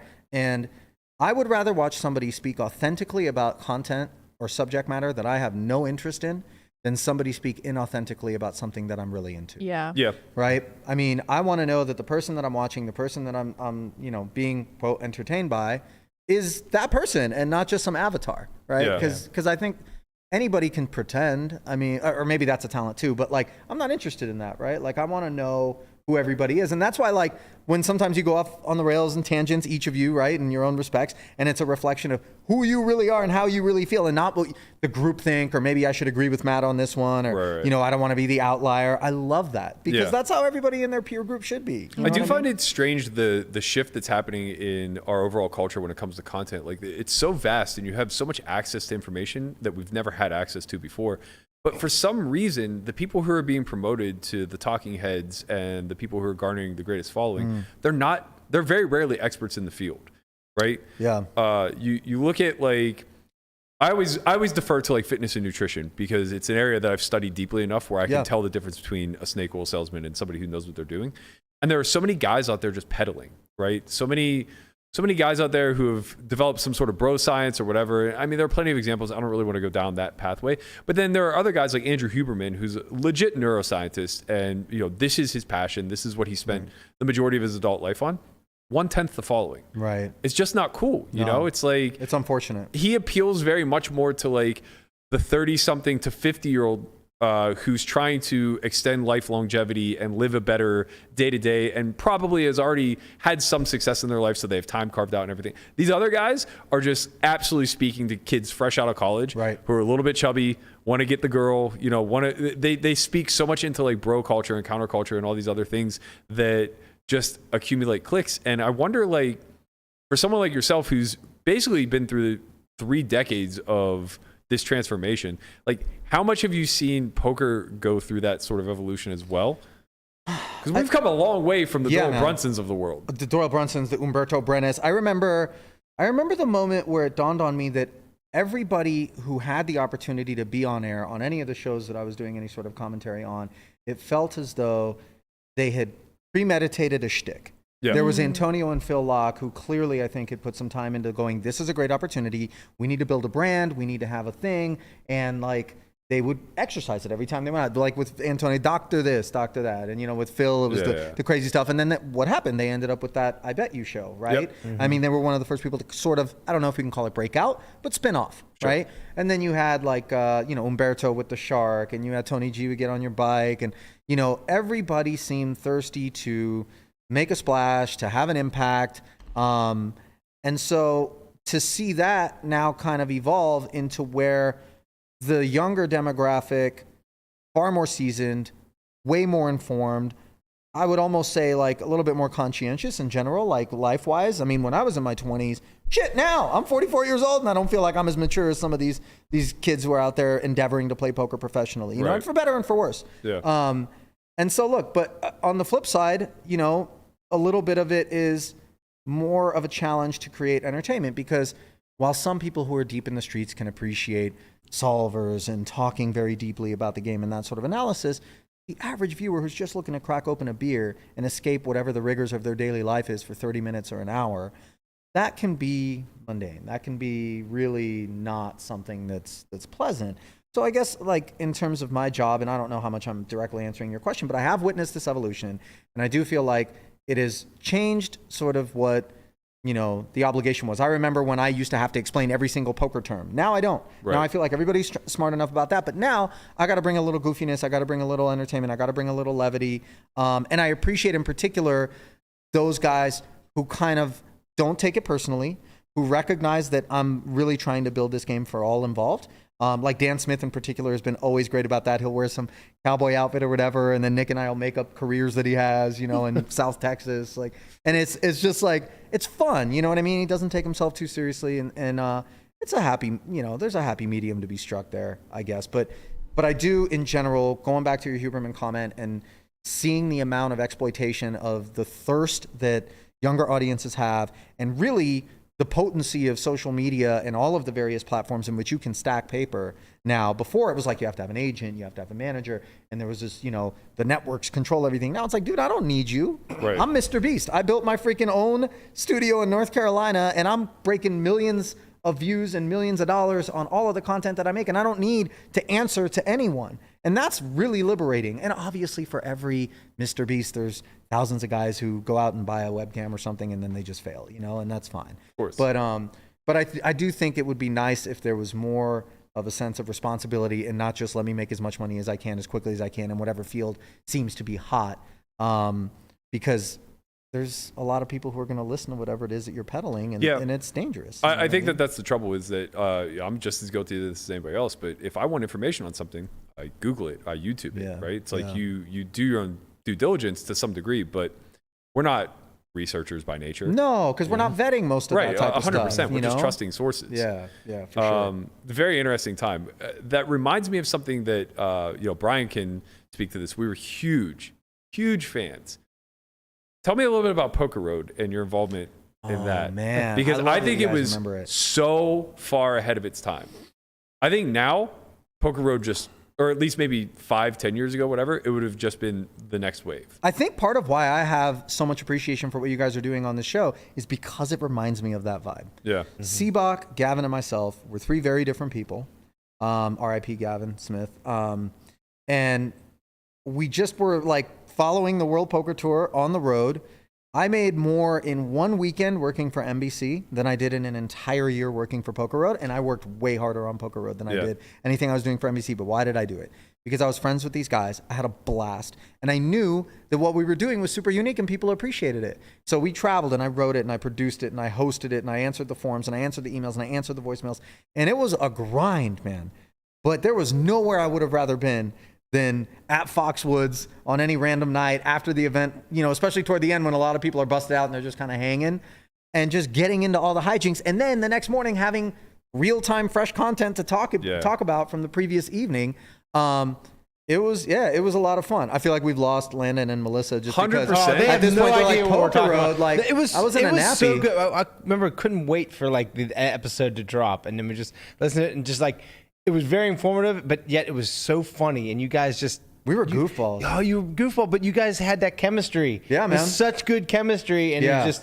I would die laughing every time. That's really, I think, honestly, what everything boils down to is the chemistry, right? Like, you gotta have people that you get along with and that you compliment, right? If there's just nothing but homogeny, a bunch of bro culture all in one room, you just want to roll your eyes and die, right? But that one guy needs to be that way, and then you need to have the other person that's not, and then you need to have all the ingredients, because then your audience, who invariably should represent a rather broad spectrum of interests and personalities and whatever, will have someone to identify with. Right? They'll have their hero, and then they'll have their villain, and you know, it balances out nicely. But I appreciate that you brought it up. I mean, it was some of my favorite memories.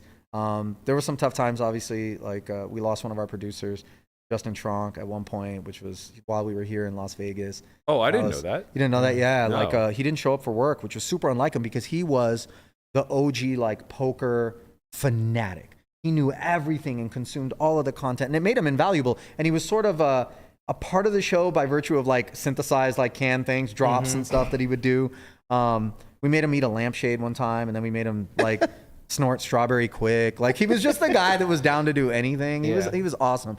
Didn't show up for work. We were all super worried.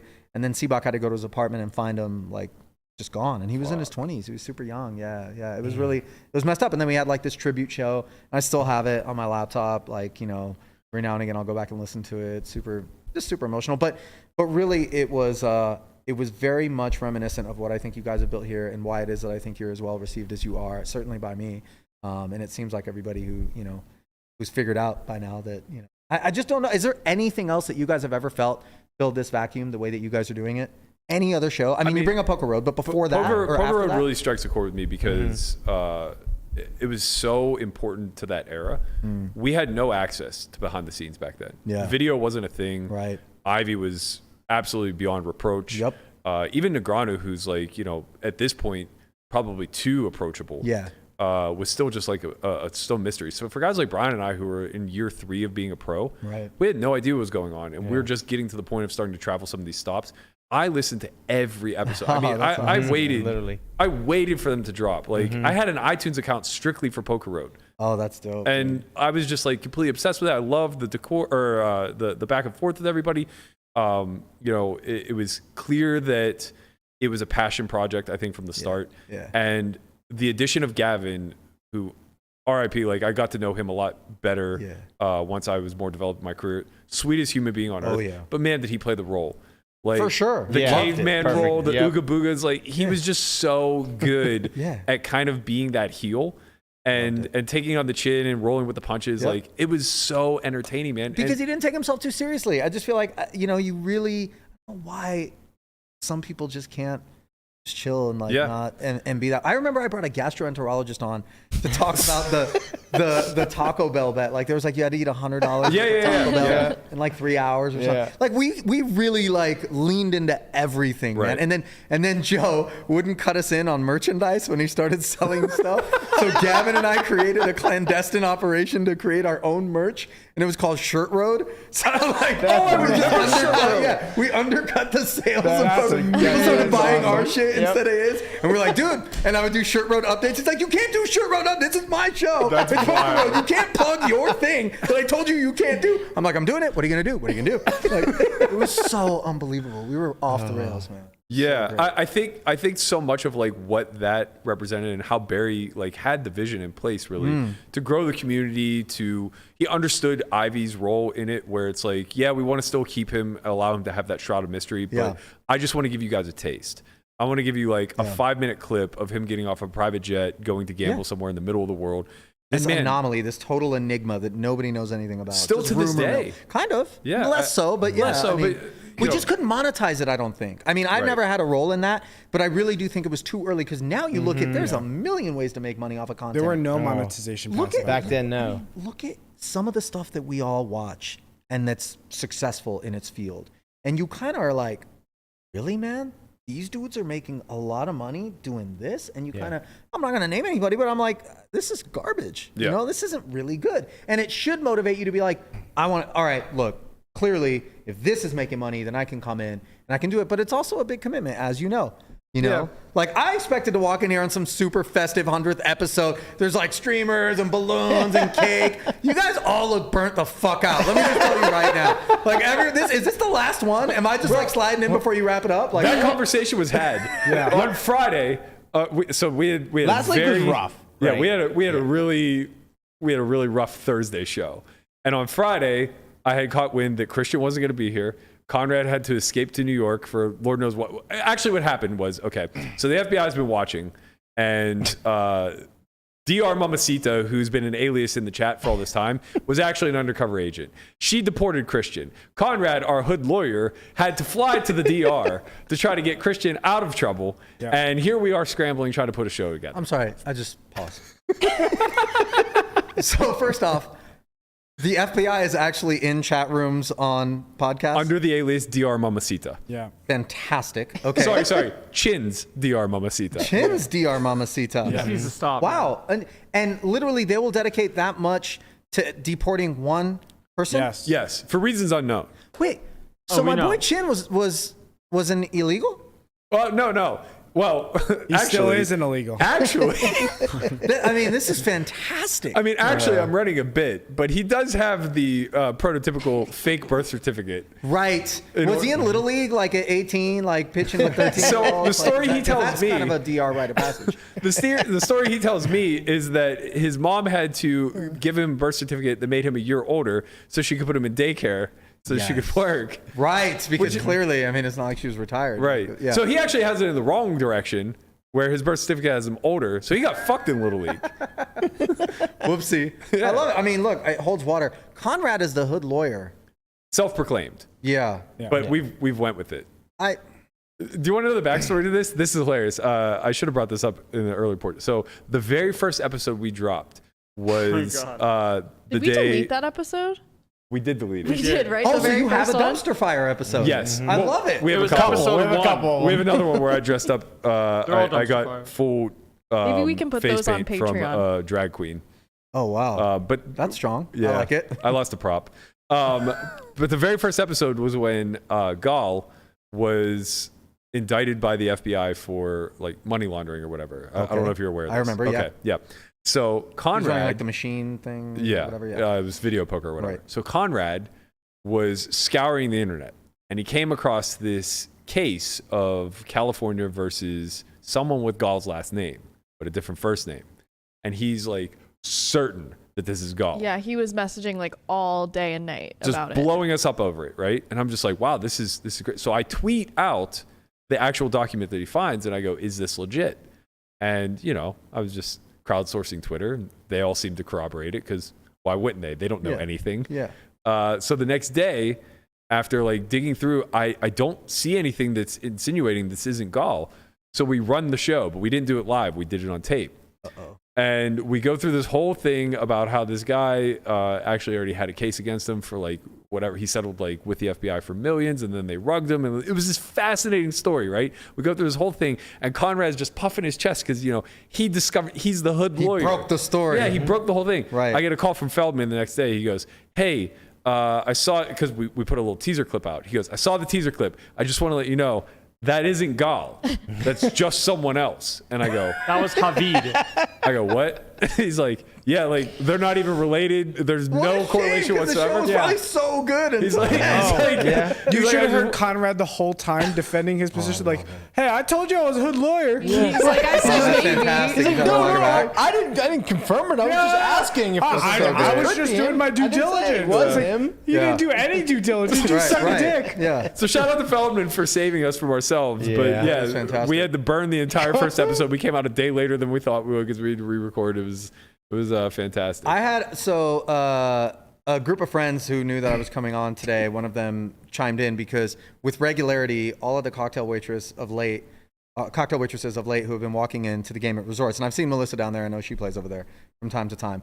I've been asking them this question, and so they were all like, "Ask Melissa this question," So, and I'll pose it to everybody. I saw you this saw tweet. this? Yeah, Okay. yeah. So I don't know if you saw this or not, No. but it is. What is the maximum amount of limb or number of limbs and or appendages? I'll expand it. Okay. That somebody that you're romantically involved with could lose before you were like, you know what? Sorry. Like, I'm done. I mean, right? like one arm, one leg. Right. Like, let's start with what I thought was a universally accepted truth. That if all of a sudden tomorrow, like I get, not from you because you don't have any more arms, but somebody sends me a message and says, you know, hey, your girl Melissa lost both arms and both legs in a horrendous accident. Oh, wow. And I'd be Yeah. like, you mean my friend Matt? Like, I'd be like, no, like, I'm not, we're done. Like, I'm sorry. Like what? I'm just going to forever, when you want to go, Well, just pick I you up mean- and put you on the toilet and then pick you up and put you in the Yeah. bathtub. Like, I mean, it's over, Prosthetics right? are pretty good though. Their prosthetics are getting good. They can neuro. I'm talking about map a it. quad amputee. Yeah, that's a lot. Stop It's with a the lot, prosthetics. you You're know. getting good noise. Every time I hear anything other than yes, it's done, I just look at the person. I'm like, just stop. Be honest with It's a yourself. lot. Some people are empathetic enough to be a caregiver. Well, and Listen, just Pisces depends, moon. because I'm a I've made- Pisces myself. you know. Okay, like I'm super empathetic and sympathetic, but I have an understanding that, like, and by the way, don't come at me and be like, oh, baby, if I lose all four, get out. Don't come and be like, oh, but I love you so much and I Yeah. don't want to leave you. Are you insane? Do you know how little respect I'm going to have for you if you stay with me? I wouldn't That's expect. insane. I wouldn't expect them to stay. But yeah, one arm, one leg. Honestly, So you can so an arm and a leg. Yeah. This is where it starts to feel like KFC. Wait, where you're like, let me get a drumstick and a wing. Not like both arms or both legs. One arm, one leg. why? What do you mean why? Like, And do you go opposites, or do you go like left Yeah, and left? Preferably Right, 'cause you gotta be opposites. balanced. Preferably You do have a opposites. little bit- Right. Yeah. So there is a logistical issue here with balance. It would just make bedroom activities very difficult if it was both legs or both arms. I had a homie that hooked I up think with it would a be- girl that had one leg. Okay. And he said it was cool because he was able to turn her over super simply by just grabbing her Yeah. foot Come and just on. cranking My it brother did 180. that. I'm dead serious. You know, like those small on a submarine, I how you wonder if shut it was the the doors? same girl my- Like that. It was that. He was Yeah. like, I just and like shooting. Okay, I can tell you that would fuck up her knee really badly. it It's seems a heel like hook. So you can't do it like that. If you don't comply, otherwise you're fine. Like, yeah, if you resist, there goes your knee. I mean, I would think with two less legs, it would actually be easier in bed. For you, but if it's the guy, Why? No, I'm Just asking why? you. You're a girl. You have a guy. How much is the max? So you're saying, One like, if arm, there's one two leg. legs and an arm or two arms and a leg, it's done. too much. Yeah, because that's weird. Because Yeah. then it's just like this You're one saying if the dangler. guy didn't have any It's like a legs, it'd be PLO hand where you have I think three good it's- coordinated yeah. cards, and then there's that deuce. Is it- It's is just it- out there? Like, you don't need that. Is one penis equivalent to two appendages? Oh. I think one penis is Like- equivalent to What do you mean? Like four like appendages. he has both. He has That's both how legs, I both lose my arms, dog. but he lost Thing. his dick. That's not gonna work. Why would that work? Prosthetics are good these days. Landon, we want to hear from some other people, so if you would just stop for a second and just keep it down, that'd be great. You lost me, man. I can't do. You these can't numbers. imagine like what the maximum number of limbs a girl could lose before Wait. you were like, I'm done. Wait. This look. This whole question is off the fucking rails and has no business being on public air anywhere. But it reminded me of one of the greatest stories from my college days. Okay, I'm in. Okay. Oh my Yes, god. I love college days. Oh, Oh, you no. know it. Oh, I know it. And it'll actually segue me into How many another legs question do that I you have. For have? you. No. So we should have did it to him. we should have. You're There's right. no amputee action in this story? There is. Oh, okay, indeed. good. Well, that's Okay. Oh, there so, is. One of the initiations that we had in college baseball was when the underclassmen would come up, we had a mammoth of a third baseman. I mean, this guy looked like he grew up on a farm and Right. did nothing but eat like whey Corn-fed. protein and throw hay his entire Yeah. life. His name was Chuck, and he was just as crazy as he fucking looked. So what we would do is we would run this bit where we would tell all the freshmen, hey, Charlie is really sensitive or really competitive when it comes to his dad. Like, he just comes from a lineage of really highly competitive alpha men that Charlie just being get Chuck. after. Yeah, Okay. Chuck. So it'd be funny if you went over there and said that your dad could beat his dad in a one-arm push-up contest. And To the underclassmen, you would suggest that they correct. go do this. And we would egg them on enough to where eventually, with a wry smile on their face, they'd go over and they'd be like, hey, Chuck, my dad could kick your dad's ass in a one-arm push-up contest. And Charlie was obviously in on it. He would just go red, just grabbing bats, like trying to smash aluminum over his knees, like ready to rip these kids' heads off. And they're freaking out. Like, they're literally shitting themselves. Like, what did I say? What did I say? What did I say? And eventually they'd come back to the rest of us and would be dying laughing. They'd be like, what? And we'd be like, his dad only has one arm. That's so wrong. That I was in both arms, but like that's the joke. But he was in on it, so it's not like he was actually. But he played the part. Like He trying played to the crack part, and so like we we did this. We did this to Lamanna. So I come up to Erie, Pennsylvania while he's still in college, and they decide to wait till I'm at the bar, 6 beers deep. Oh, yeah. It's the best time. Yeah, of course, to run this bit on me. And if you know anything about me, I'm very emotional at times. And You should see me lose a Badesi pot. I literally wanted to kill Berkey. And I wanted to kill all you guys. So my roommate at the time, who he had just met, Right. played the role of the son of the dad with Right. one arm, and he goes up to it, and he's bordering on blacked out drunk, and he's just like, "Hey, Doust, my dad would kick your dad's ass on our push-up contest." And so just like loses it on him, and he comes back. He's like, Lamanna like somehow knew. He comes back to me in a I drunken figured it stupor, and he out. goes, I'm just like- "Does his dad have one arm? Does his dad have one arm?" Wow, sick read. I knew. I was just like, "What? What happened here? Like, why is he flipping out?" And then I like clicked, and I'm like, "Oh my god! Why would you do that? Why would you make me do that to him? This is fucked That's up. deep in the You troll fucking streets for you to assholes." know his dad Yeah. had one arm in the bit. Oh man, That's strong. Yeah, it was great. But that brings me to a question that I actually have written down here, and it comes a little bit from personal experience. So I've had this conversation with numerous people, and I need to get to the bottom of it from the horse's mouth. Okay, sure. Do you, as a commentator, initiate newbies? Do I initiate newbies? No. I don't think so. I mean, certainly not with any intention. I've never done that. Okay. The closest I ever came to like, because I know you and I work together. Yeah. I remember you were eating chili. And I was thinking to myself, are you going to fart in this booth? But recently when I was on Triton, Henry Kilbane came in and he was working on it for the first time. And he's young and very motivated. And I thought he did fantastic. I mean, Dre was there. And I remember there were some times where it was weird. I didn't know if I've watched a lot of nature shows. I didn't know if I was like that. This is the young baboon coming over trying to smack me on my red ass or something. Right. And I was like, okay. Like he tried to needle me or something. And I was like, oh, Henry, let's not do that. That's adorable. Did you really think that was going to work? Like, don't make me completely dismantle you here on air. But I'm super supportive. In fact, honestly, genuinely think that part of the reason that I have been fortunate enough to kind of get where I am, wherever that may be in this industry, is because I haven't made a habit out of taking anybody. And they've put me with some people from time to time that I'm like, really, guys, you want me to do a poker show with this person? Right. The one that comes to mind is when Randall Emmett was on Poker After Dark and they decided that putting Lala Kent into the booth with me because that would create, viewers or That's subs. unbelievable. And I was like, I remember within the first few minutes, I was like, so, how did you learn poker? Like, when did you get interested in poker? She's like, I'm not interested in and I was like, okay. And I was told in the beginning it would be like 15 or 20 minutes. Like 2 hours later, she's on her 2 hours? 2 hours. With Lala? I mean, I don't know if anyone knew she was still in there. Wow. Right, but, she was tweeting. I was just like, whatever. But the point being that, like, I don't shit on anybody. I don't try to make anybody look bad. I don't want to do anything that, like, is going to make... nobody likes that. You know what I mean? It feels like bullying a little bit. I've definitely heard it on air, and I've, like, found a deep disdain for it, like, from time to time when So I agree with all of that. Yeah. That wasn't necessarily what I was insinuating, though. No. I'm just, Right. So I know is the short answer. Okay. But obviously, if I just said no and I was quiet, that would make for a bad show. But okay. So my experience, and having spoken to a myriad of others who worked with you 1 or 2 times, we kind of all had similar experiences, although my takeaway from it, I think, was a little bit different.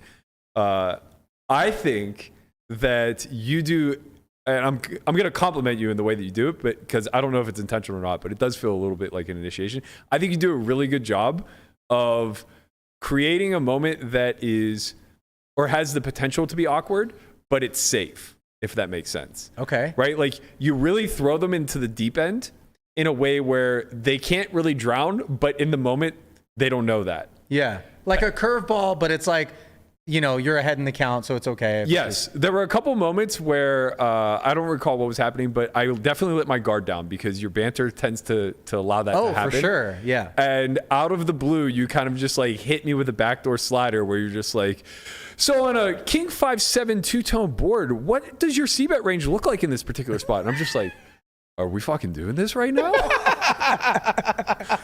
I mean, hopefully that's not the only manner in which people experience it. Is that really they're all like, dude, he asked me the super specific strat question? No. It wasn't anything Okay. that specific, but like everybody had that shared moment of just like, oh yeah, he was definitely testing my rigor as a co-commentator. It's really interesting to hear that because I think all of us, to a certain degree, wonder, because we know how we see ourselves. Yeah. Right? But I think we all do wonder, how do other people perceive us? Yeah. Like, I'd like to believe everyone thinks I'm really friendly and that I'm not a dick and like I'm not, ever doing anything that would make them look bad or whatever, whether it's on air, off air, whatever.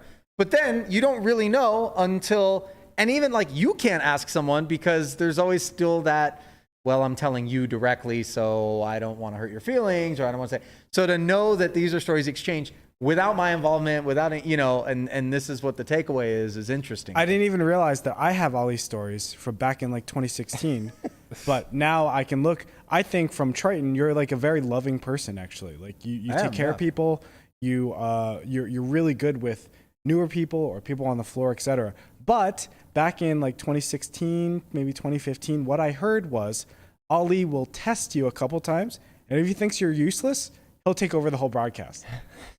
That's what I heard. That's interesting.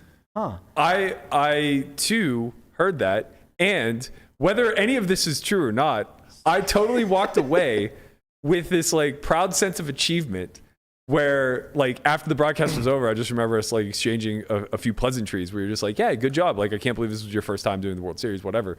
And I was just like, I fucking passed.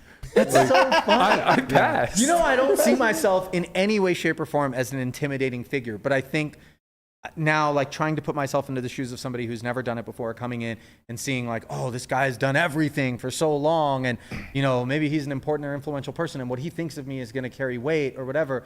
Like, I guess I can appreciate that perception, but I definitely want to go on record as saying there is no intent whatsoever by me. Like, I try, and it's tough from time to time to not put a bunch of ego into it. Yeah. Like, I know how I stack up, right? I have an objective appreciation for whatever it is that I bring to the table and whatever talent I have for broadcasting or poker, beyond, whatever. But I don't ever want to like have a vibe of like, kneel before me, I am Xerxes. I don't think that's the takeaway. Yeah. I don't even think it's a negative, to be quite honest. Like, especially coming from a sports background, like this is just commonplace, right? You make the rookies earn their stripes. They don't just get to come and get their shine. I could see that, yeah. But also I think that like, at that point, that was the biggest stage I'd ever worked on. I think when you and I worked together, it was like day 3 of the main event. And prior to that, every other situation that I'd been in, which was very few, I maybe had only done 10 to 15 hours of commentary ever in my life at that point. It was a lot of hand holding, right? Tuckman's really great about like bringing people along in a way that he treats commentary more like an interview, I think, right? And so like he treats his co-commentator as the guest almost, for better or for worse. I think they're obviously different styles. So you get a lot of hand holding that way. I think for like you and Lon specifically, you guys are kind of gatekeepers to the upper echelon of commentary.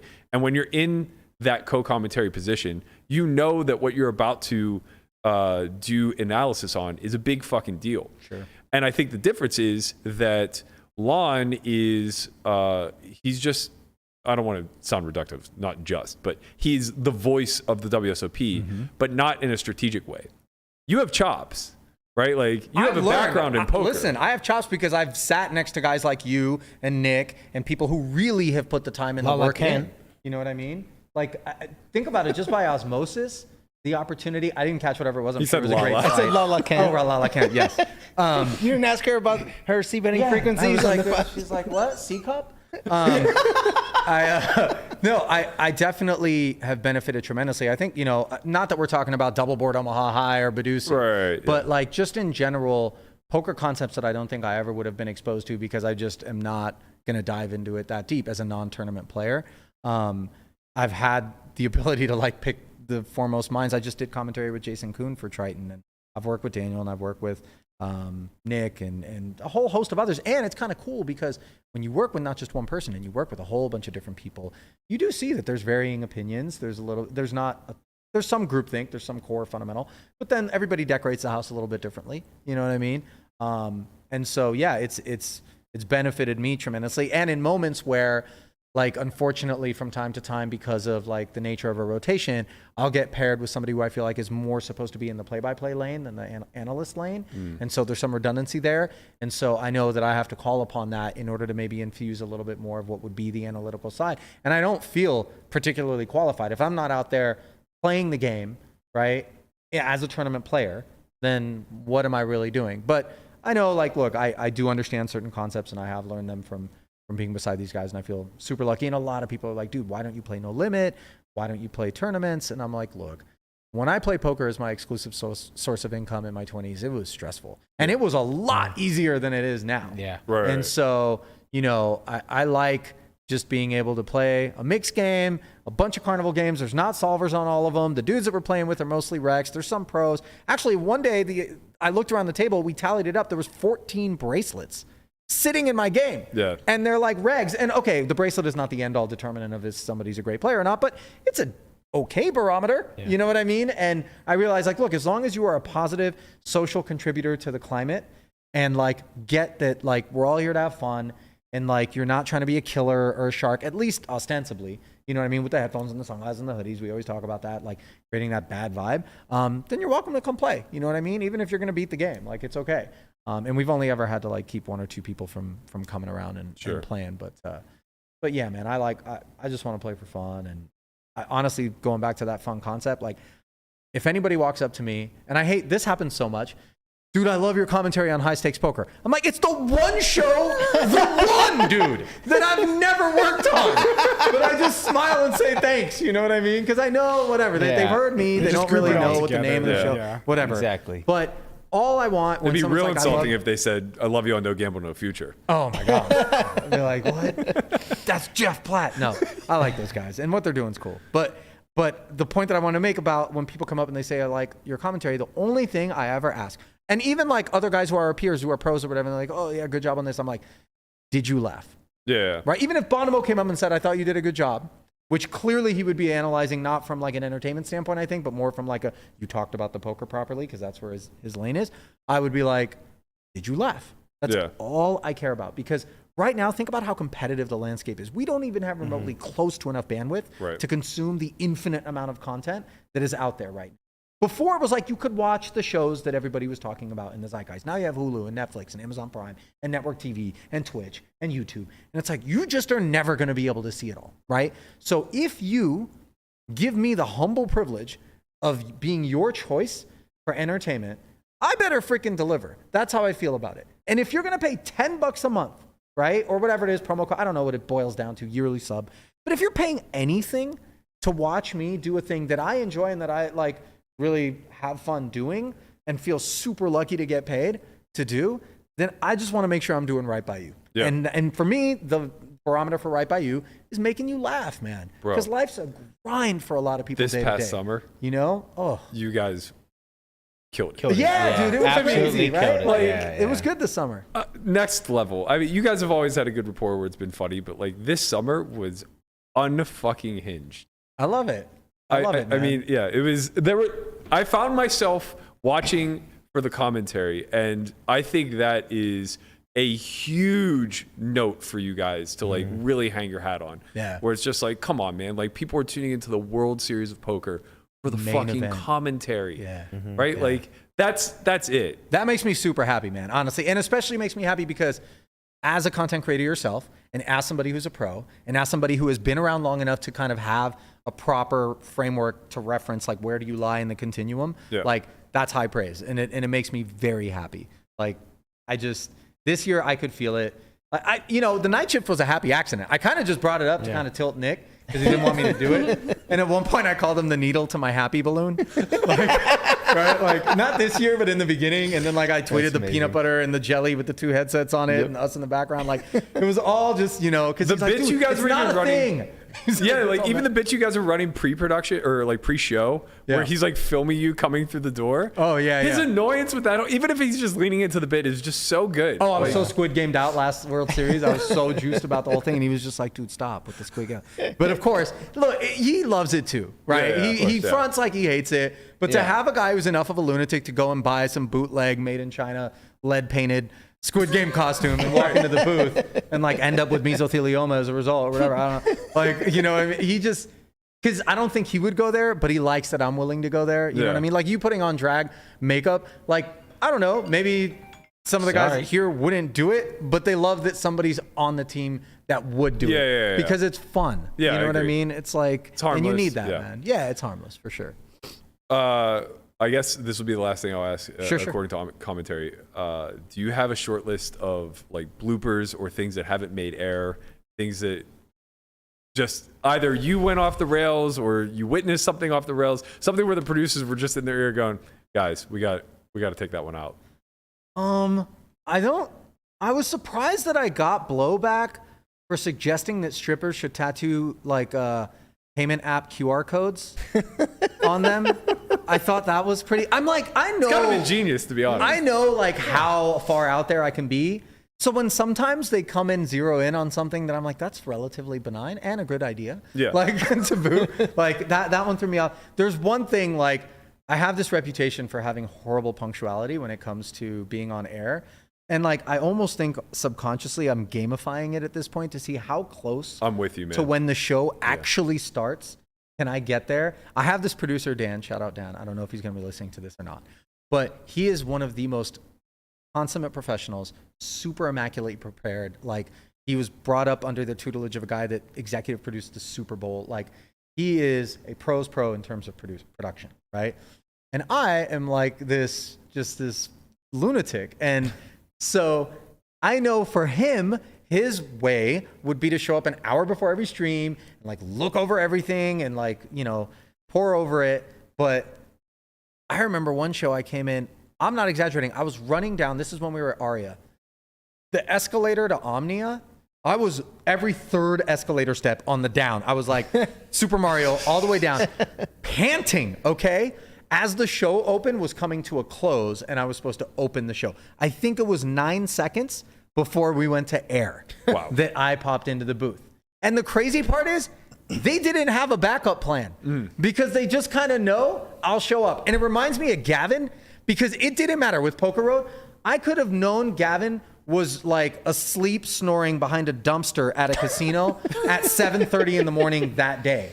But if we were on air at 10, he would just be there and it just didn't matter. Nothing mattered. Sometimes he would have not slept. Sometimes he would have been asleep for 30 hours before that, but he would just be there. And so I like to think that I'm old faithful in that respect. Like I'll be on and I'll be doing the show. That's a little bit of a like peel back the curtain, but in terms of bloopers, man, it's tough. Most things that you would think would be like, oh, that would never make air. They make air. Like I called an amputee who only had a left arm righty, dude. Like, I mean, I was like, you call the fat guy tiny.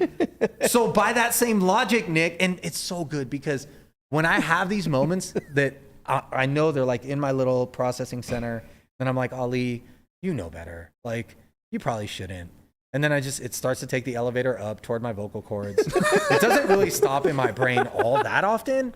And then like Nick knows the look on my face. That impish, I'm going to do it. And he has a look in turn that he gives me where he's like sometimes he'll even mouth it. And then I'm like, shouldn't we call him righty? And then he's dead and I'm dead. And then Twitter's lighting up and I'm apologizing to the Diaz family.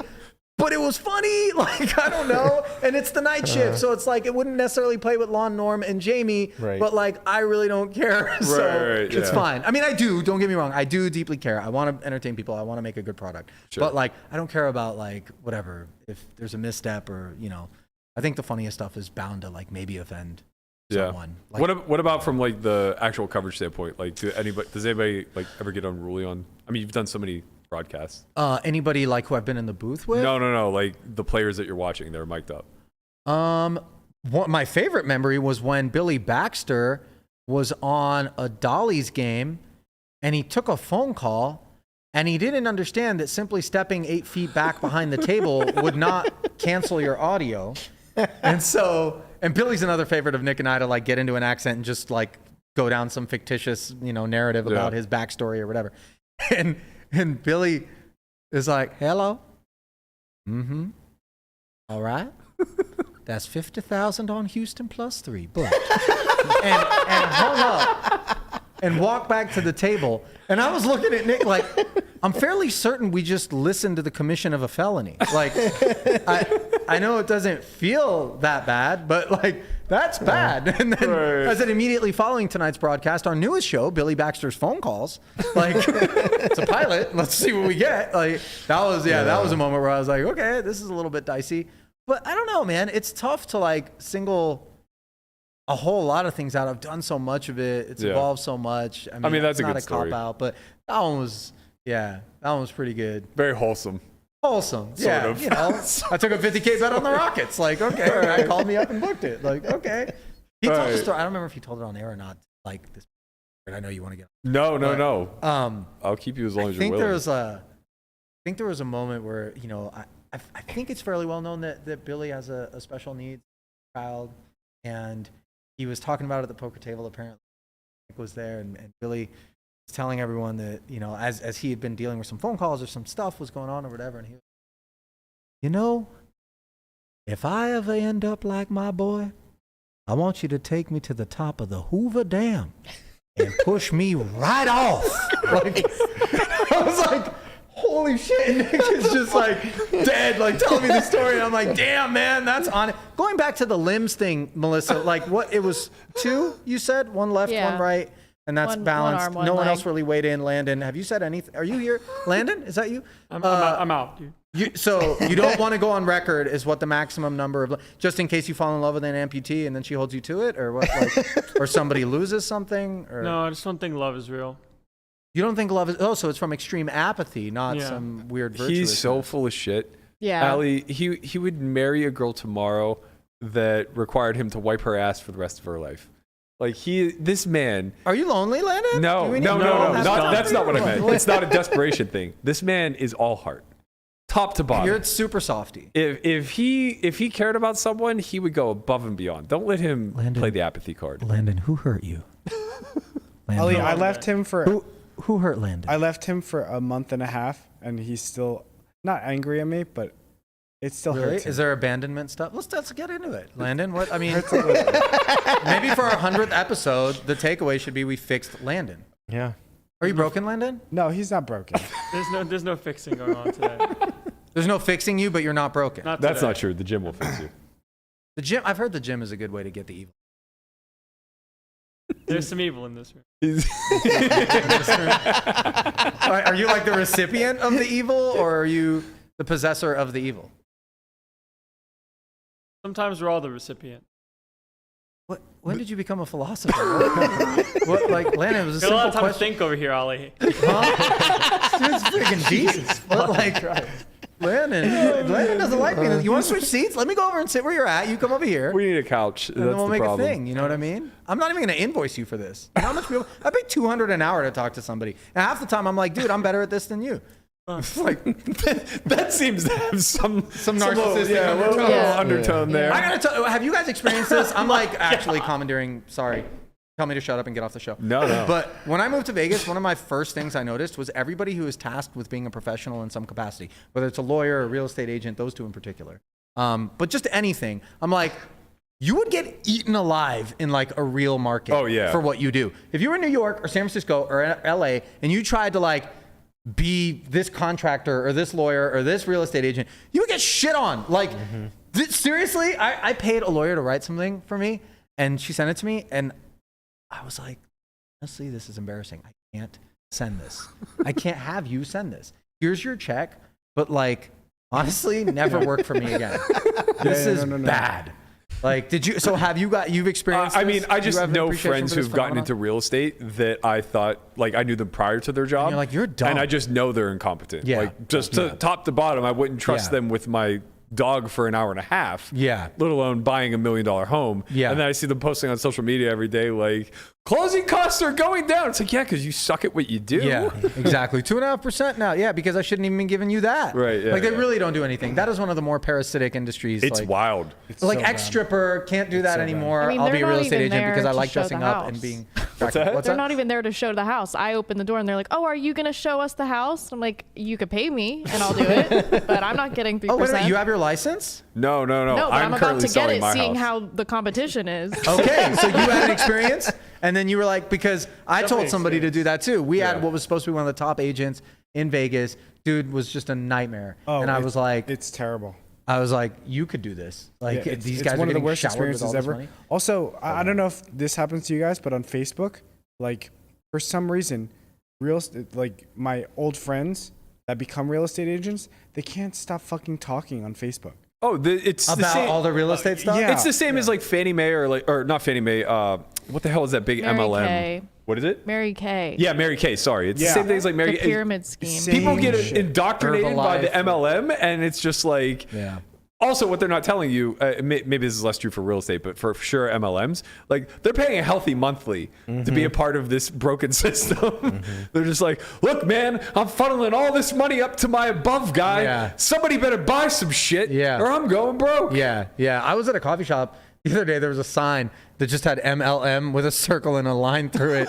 Like, you cannot come here. And like, I guess somebody must have been preying on people at this coffee Man, shop. imagine you're just the barista every day. You have to listen to this fucking pitch. Oh my Right. god. It'd be like like the essential guy that comes oils. on a date, like you're a server, and the dude brings a different girl every night, Yeah, says yeah. the same crap to the Tinder date or whatever it is, and you're just rolling your eyes. Well, I mean, if it's every night, he's probably not doing too well for himself.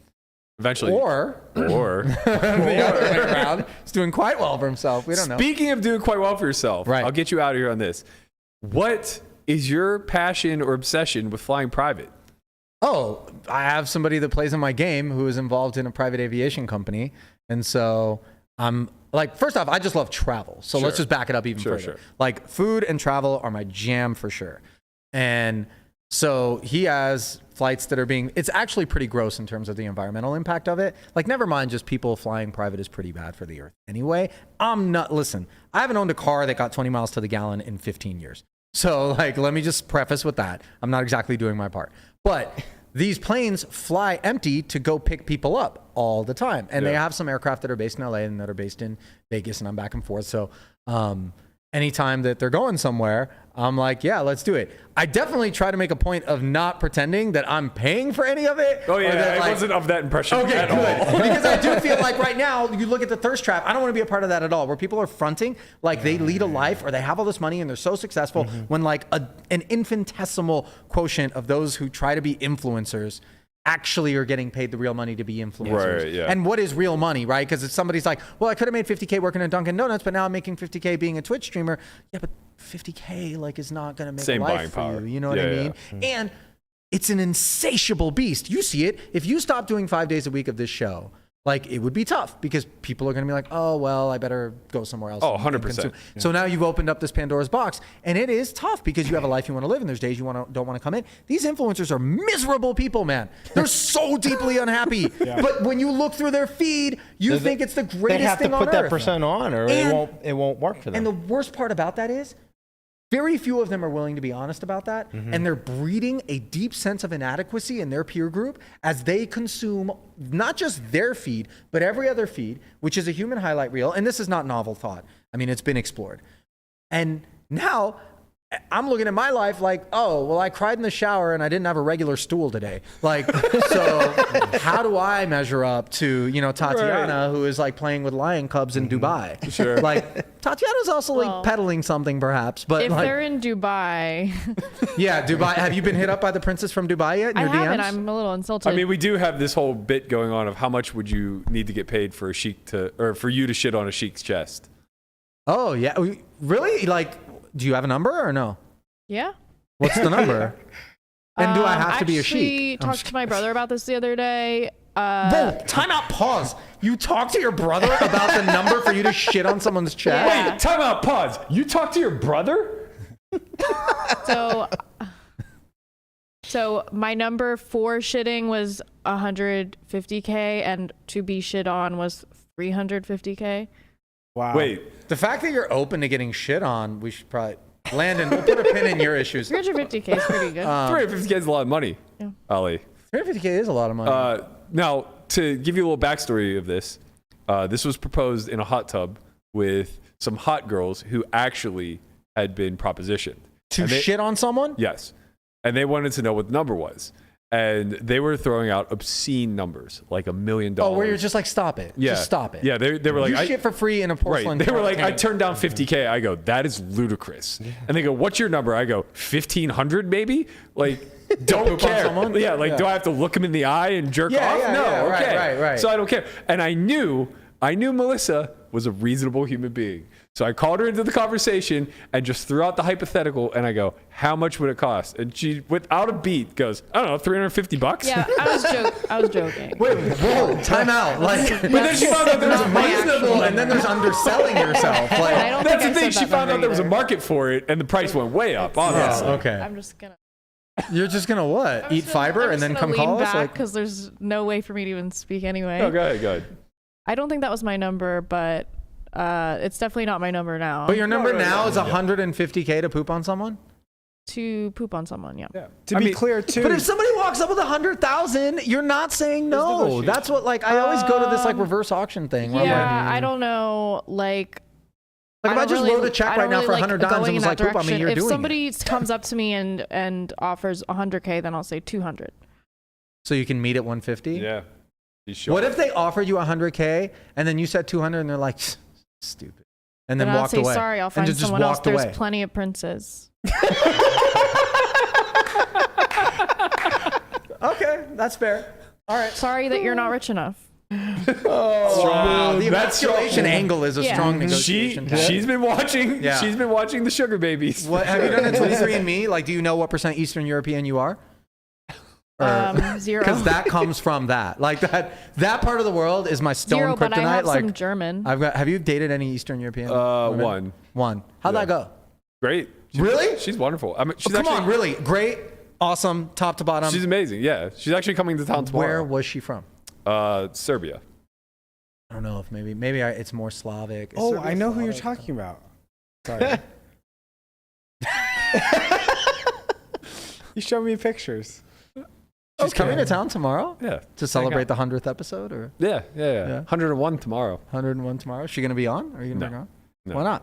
No, absolutely. Not. You should have her talk about her time with you and see if she has the Yeah, same I think takeaway. it sounds like Okay. a great show. That's been Ali Nejad, ladies and gentlemen.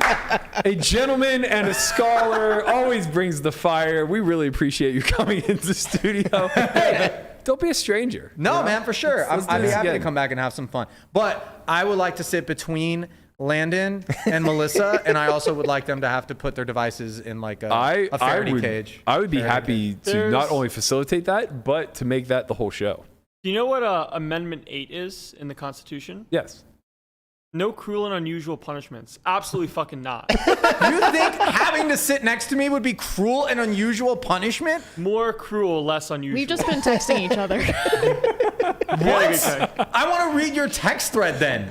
feel like Dude, they're this guy's so boring. Why does anyone care what he has I to actually say? feel like they're in a group chat with Nick right now. They might be. probably It's are. reasonably possible. It gives me a new appreciation for the just take me now. Oh, that was great. Take me now. That was great. That was the latter Take part me of now. the shut the yeah. Yeah. And you should try meditating. Oh, man. Yeah. This has been a practice in meditation. Landon, I tilted you? No, because I meditated. What?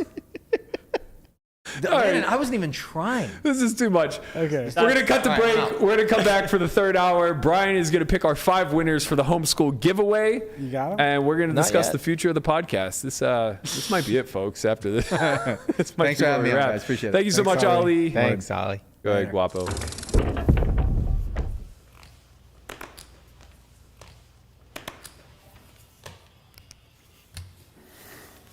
All right, it's time to get into a fist fight.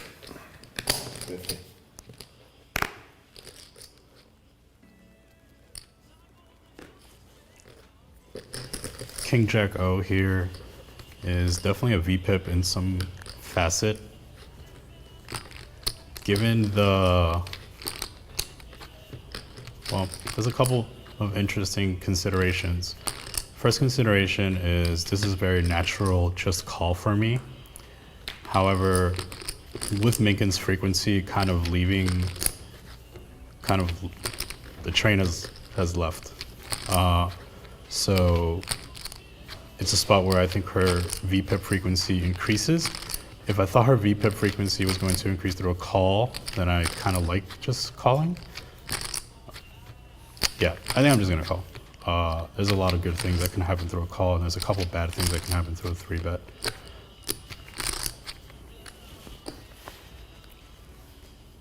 I can't fold.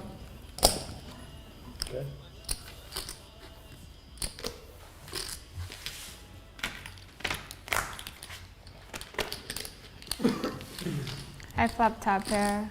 I'm gonna check, and depending on the action, call or raise.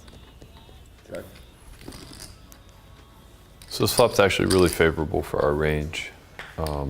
Unfortunately, we're perceived to be pretty wide here, and we actually have a 0 equity hand. Though I do have a backdoor straight draw, it's not a very good one.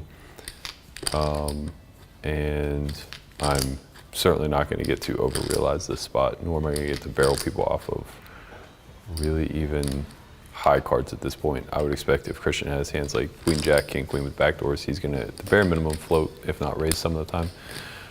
So we just have a shutdown. 10-4 deuce with the Jack of spade backdoor flush draw here can function a multitude of ways. The bad thing about this is that Berkey does construct somewhat of a check raise frequency here. Checking is incentivized in a couple of weird ways, in that when I do turn a Jack or a King, I have domination against Berkey's range a fair portion of the time. The other bad part is that if he does construct a check raise range here, we kind of are forced to resign our equity. And that sucks. So there's conflicting interest in that if I do check back, when I turn a Jack or a King, I have some domination in terms of what Berkey has here sometimes, especially if he's checking hands like Queen Jack, etc. The bad part is I get blown off my equity, which is fairly high here. If I had the King of spade, I'd probably lean more towards a check. With the Jack of spade, it's probably not strong enough to call through a spade, whereas if I had the King of spade, it is. So clearing up some equity that way is probably very beneficial. So I'm probably just gonna start with a bet here of half pot. So pot is 150, we're gonna start with 75. 75 is the bet. I think I'm gonna 3-bet this spot because I don't like Chin's face. 275. I don't buy it. I don't buy it just yet. It's weird. I guess, like, given the state in which she's in, she's probably check raising all 10s, which is actually kind of good now against this bet. But I think she's just kind of, I don't know. I just don't buy it. I'm just gonna probably call, and on a turn, Queen 9, I'll probably just like shove through her bet. And on a Jack King, that's really good for me. She probably has to slow down with like a spade on the turn unless she has it. So my plan is to float here.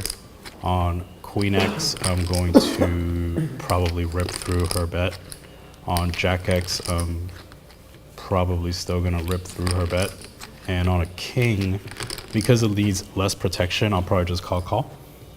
So if Conrad gives me one of those cards, I will feel really good.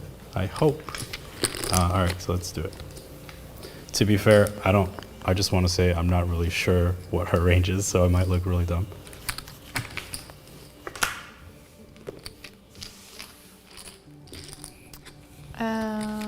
I'm gonna keep betting. Jesus, these are some really, really, really quick bets. I'm not sure. I just have to stick to my plan. 3 of diamonds is exactly what I thought Condor was going to give me. So I'm going to fold.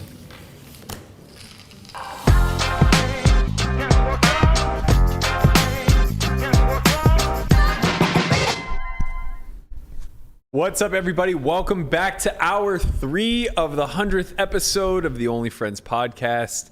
Thank you guys so much for joining us. We had a few super chats come through over that past hour.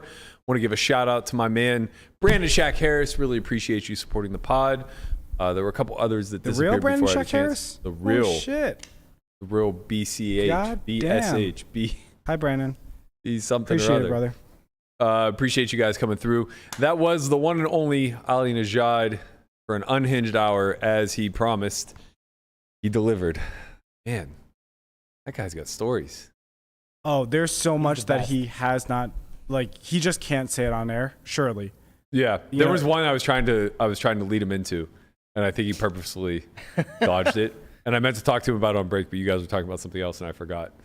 But I'm going to text him about it, and he's going to go, I knew what you were doing. I knew what was going on there. But yeah, so coming back into the third hour, we are going to get into, I want to finish what I had started earlier, talking about a little bit of the lessons that I've learned potting for 100 episodes. We are going to announce the winners of the homeschool giveaway. So 5 of you are going to get a free admission to our homeschool course. It's roughly 36 hours of game theory study led by 6 or 7 different instructors. If you haven't yet, please apply. You could just hit !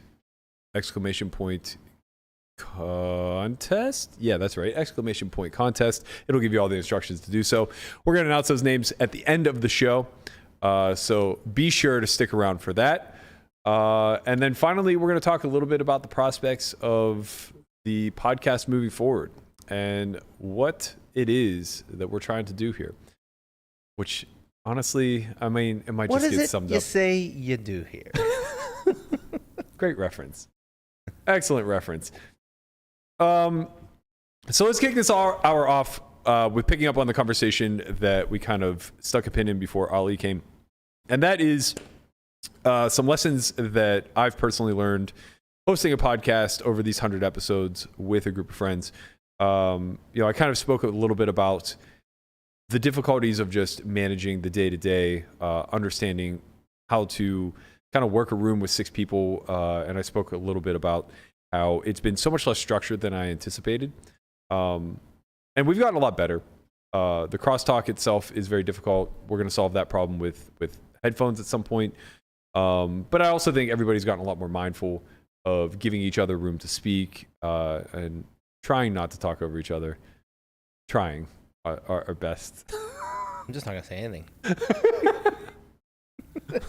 Sometimes, you got to drive that point home. But one of the biggest lessons that I learned is that if you're on the mic long enough, your character flaws will 100% of the time be exposed. And I think that's kind of a prerequisite to signing up for this sort of gig and moving forward.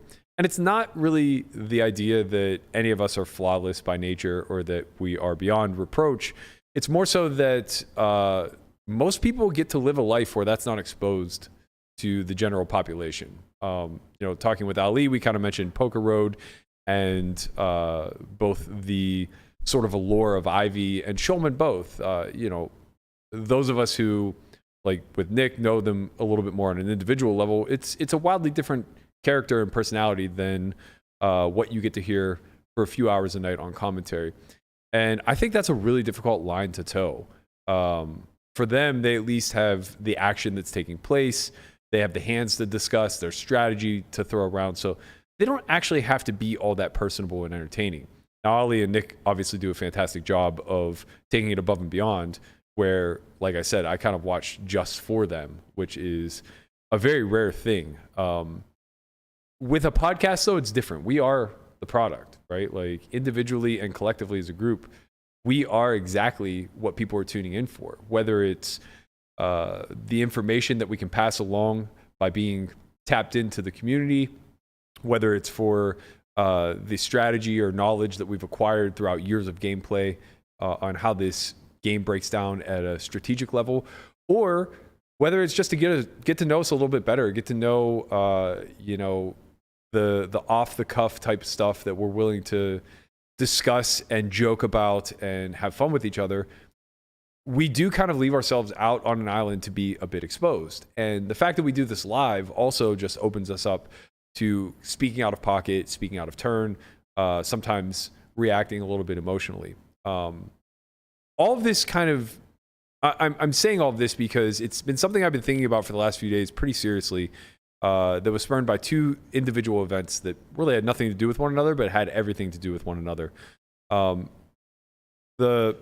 Not in chronological order, but the more public of the two was that, are you guys all familiar with who Andrew Tate is? Yeah. Yeah. You guys know who he is? No. Yep. He's the true Top G. toxic king. Top G, Andrew Tate. Yeah. I'd be shocked if you haven't seen him. Who is he? I've heard his name though. Okay. For sure. So I don't want to get into his backstory because it's not really important. But basically, he created a public persona where he's a former fighter, right? Yeah, kickboxer. Or something. Yeah, he did some Kickboxer. boxing, maybe some Muay Thai, but I don't think he really ever accomplished all that much. At least not wealth-wise.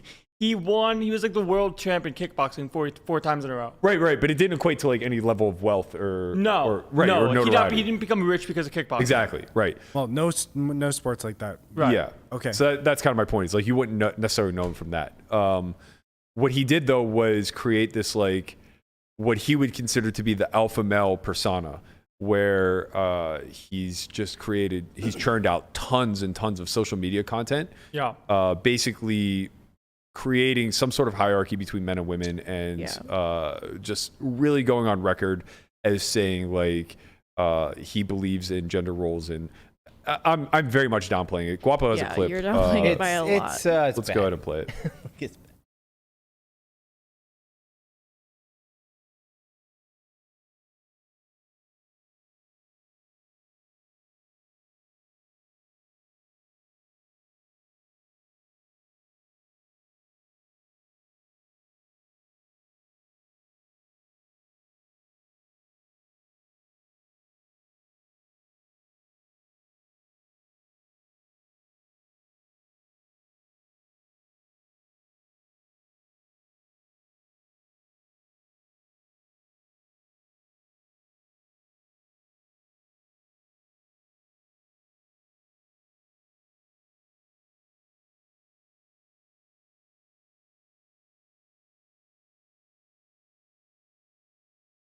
Need therapy. You're useless.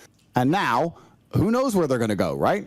Tried to log in Instagram a couple hours ago. It wouldn't let me. I have good people in the case. I trust due process with Instagram. I'm actually quite understanding of their position. I believe that God will prevail. The truth will prevail. So Andrew Tate has now been permanently banned from Twitter, Facebook, Instagram, and TikTok. That's 5 million followers gone virtually overnight. Obviously, people have mixed opinions about this decision, with many calling it censorship.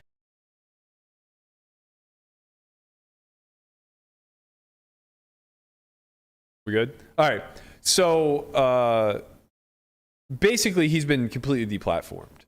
And I don't necessarily want to get too much into the merit of whether or not that's valid.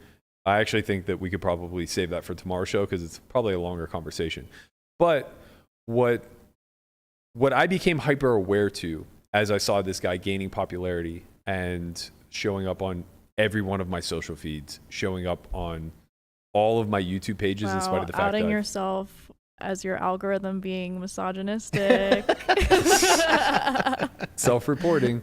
This guy was just literally everywhere. You couldn't open a platform without him showing up. I didn't see him on any of mine, to be honest. You know what? Really? He's if you're, well, I'm sure you are, but like if you're in like the crypto space, you're watching crypto like videos and stuff, he'll pop. He shows up there a lot. I know he had an interview with Pomp and a few other things. So if you're watching like crypto videos, then he's very Also, likely to pop up. Probably because you're a woman too, and he appeals to males. Because I don't have him pop up all the time, but I've definitely seen that man. Mm-hmm. It's almost impossible. It's like what was that guy's name who like kept always showing Lambos and stuff like that? Oh man. Ty Lopez. Yes, Ty Lopez.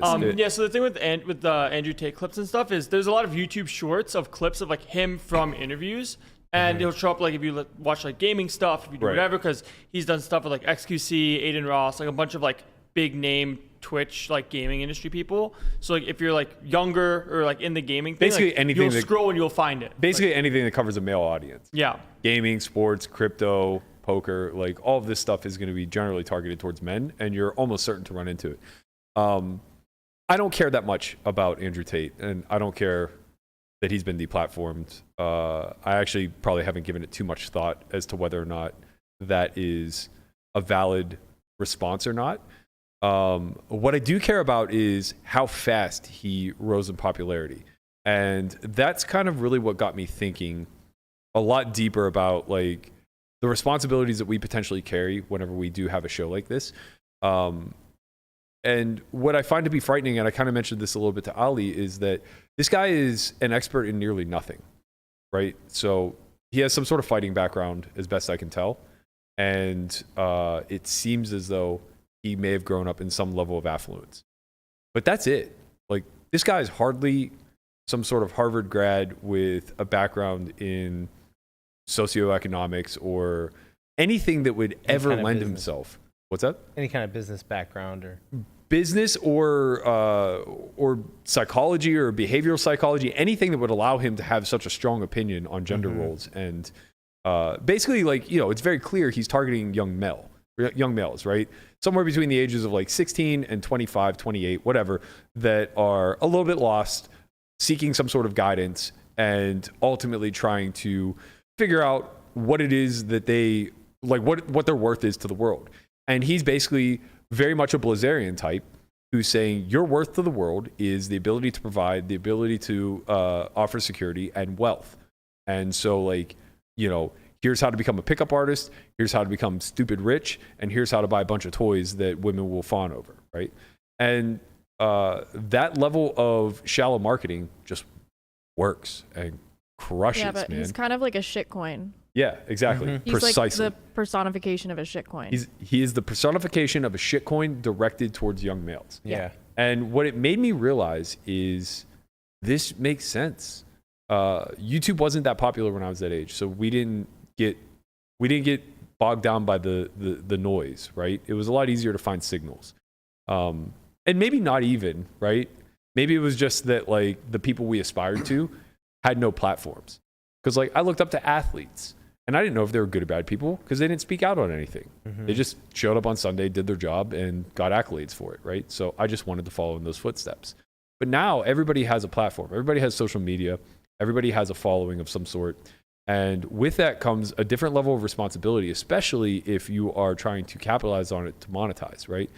And, you know, looking at this Andrew Tate thing, it's like, well, I know that even at 40, I'm also still looking for some answers, some ability to improve, to optimize, and things like that. And I turn to true experts. I look at a guy like Andrew Huberman, who is a neuroscientist and has a passion for how the body works and optimization. And he's not selling anything, right? He's just a guy who believes in science and is trying to promote scientific arguments and thoughts. I look at a guy like Sam Harris, who, you know, a lot of his stances I take issue with, or I shouldn't say a lot, but some of his stances I take issue with, but others I defer to him as an expert.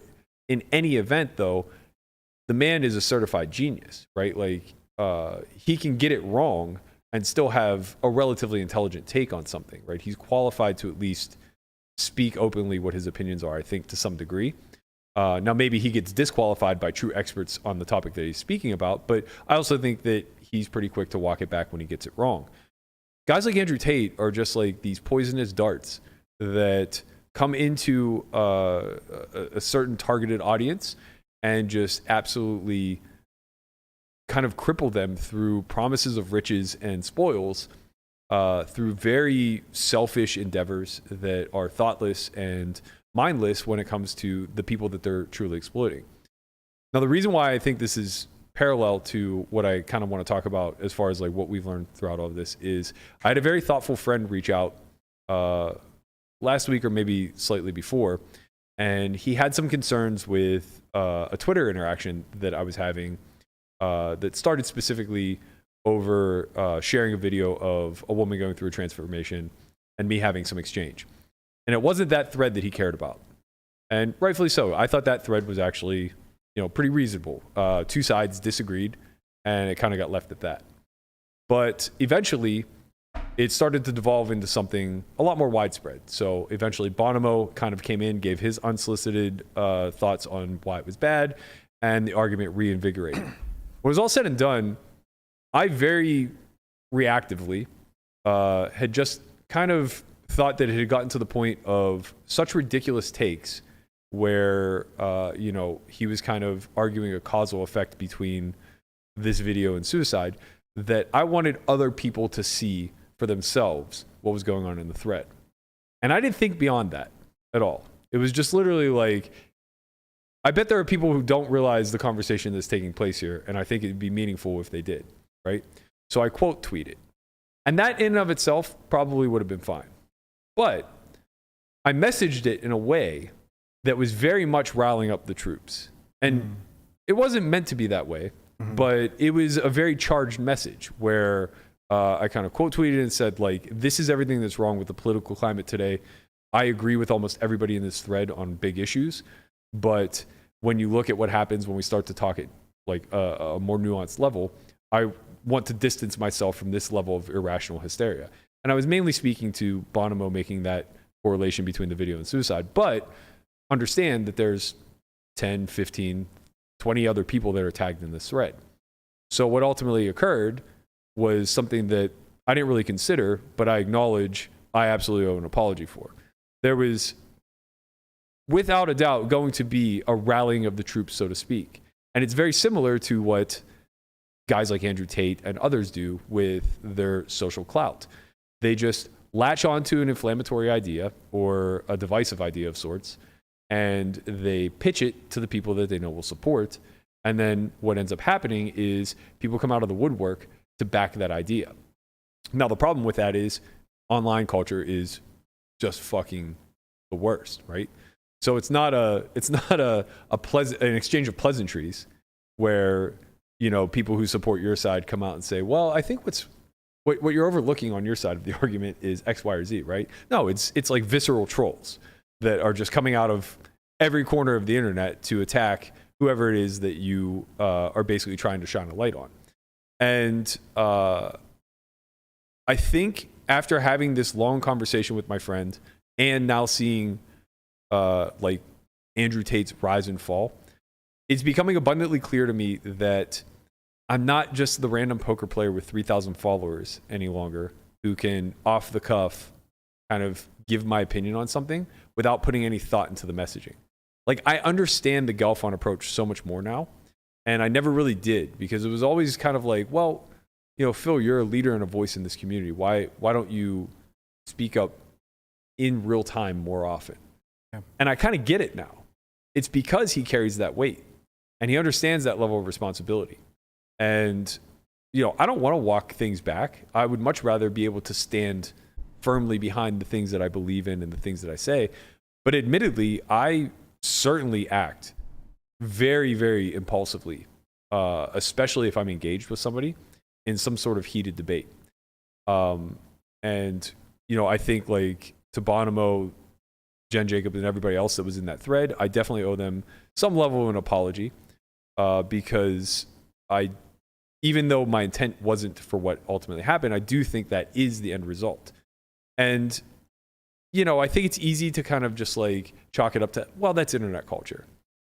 But the problem with dismissing it and the problem with just kind of like accepting it for what it is that it's easy then to gloss over worse actions that are like comparable, right? Yeah. Like that was a blind spot to me. If he never sends me that email and doesn't like really dig into the nuts and bolts of why I'm wrong, because I pushed back, right? Like initially I pushed back. I'm like, no, you're missing, like you're implying intent where there isn't any. And you're missing the whole mechanics of it all. It's like, no, like this was said and I was trying to draw attention to this, that, or the other. And, he very graciously was kind of going through and saying like, look, like you're expecting them to offer you some level of patience and understanding when you're giving none in return. And you're expecting them to decipher 280 characters through how you truly intend to mean it. When there's a lot of nuance to that that's just like not actually being spoken. He's like, we've exchanged multiple emails for hundreds, if not thousands of words, and we're just getting to the crux of it, right? And I realize like that's kind of the beauty and the curse of the podcast is we do have this long form now where we can exhaust ideas and really allow people to see who we are as characters and what we stand for and things like that. But there are just like a lot of things that we're going to say in passing as a joke or in passing in a kind of lighthearted manner that we're not going to dig into. And it's going to be very off-putting to some subsection of the community or the viewers watching. Yeah, Twitter is a place where nuance goes to die. Like you can't have a fully well-educated discussion on a platform like Twitter because it's kind of not made for that.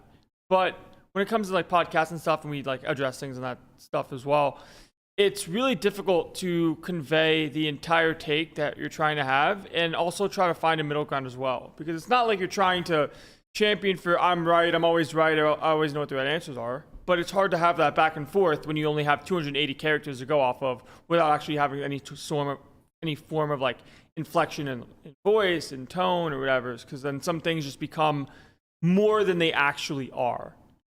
I don't think we also understand the amplification of our voice just yet. Like, first off, I think the pod has gotten to a place, and maybe I'm speaking way out of turn, where it transcends any of us right now. It has to keep going. Like it's a major fixture of this poker scene. But I'm gonna relate it back to a couple of stories where, you know, at the end of the day, I'm gonna talk about Doug Polk real quick. Doug Polk, I don't think is a bad person. He means very well with everything that he does.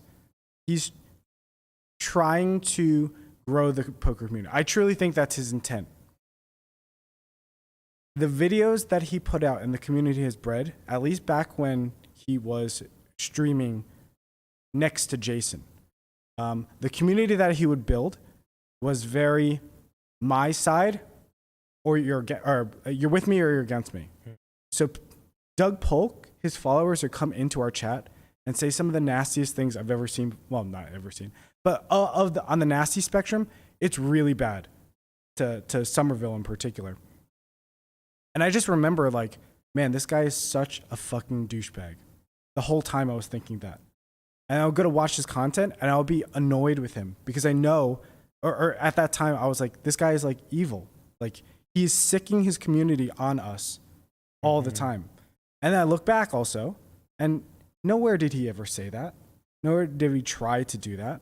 But I think he also didn't realize how if he's going to troll and be a professional troll, that's going to come along with it. It's going to come along with that type of group, right? And I think another thing that Doug Polk did so well was his hand histories. With Jordan Peterson and with the Tate guy, I think you, Berkey, are looking for content to solve answers. But with these other people that have grown to be really big, they're not looking for things. They come across things that resonate with their life. And Doug, inside of the poker space, he was just around enough where people will come across poker and they see Doug's videos and things resonate with him. We don't need to know that Doug is going to shit on Phil Hellmuth for the influencer game. We know what his take is going to be. But we're going to sit through that 22-minute video or however long it is just to hear him shit on Phil Hellmuth because we want Phil Hellmuth to deserve it, right? Like we want to feel that. And we have to recognize, and I'm not always great at doing it, but we have to recognize that we have the capacity to do the same, and we might have done that very same thing in our community. The other thing that I want to talk about was I was going out to a dinner with Todd, and he was like, "Oh, can I bring a friend out?" I was like, "Sure."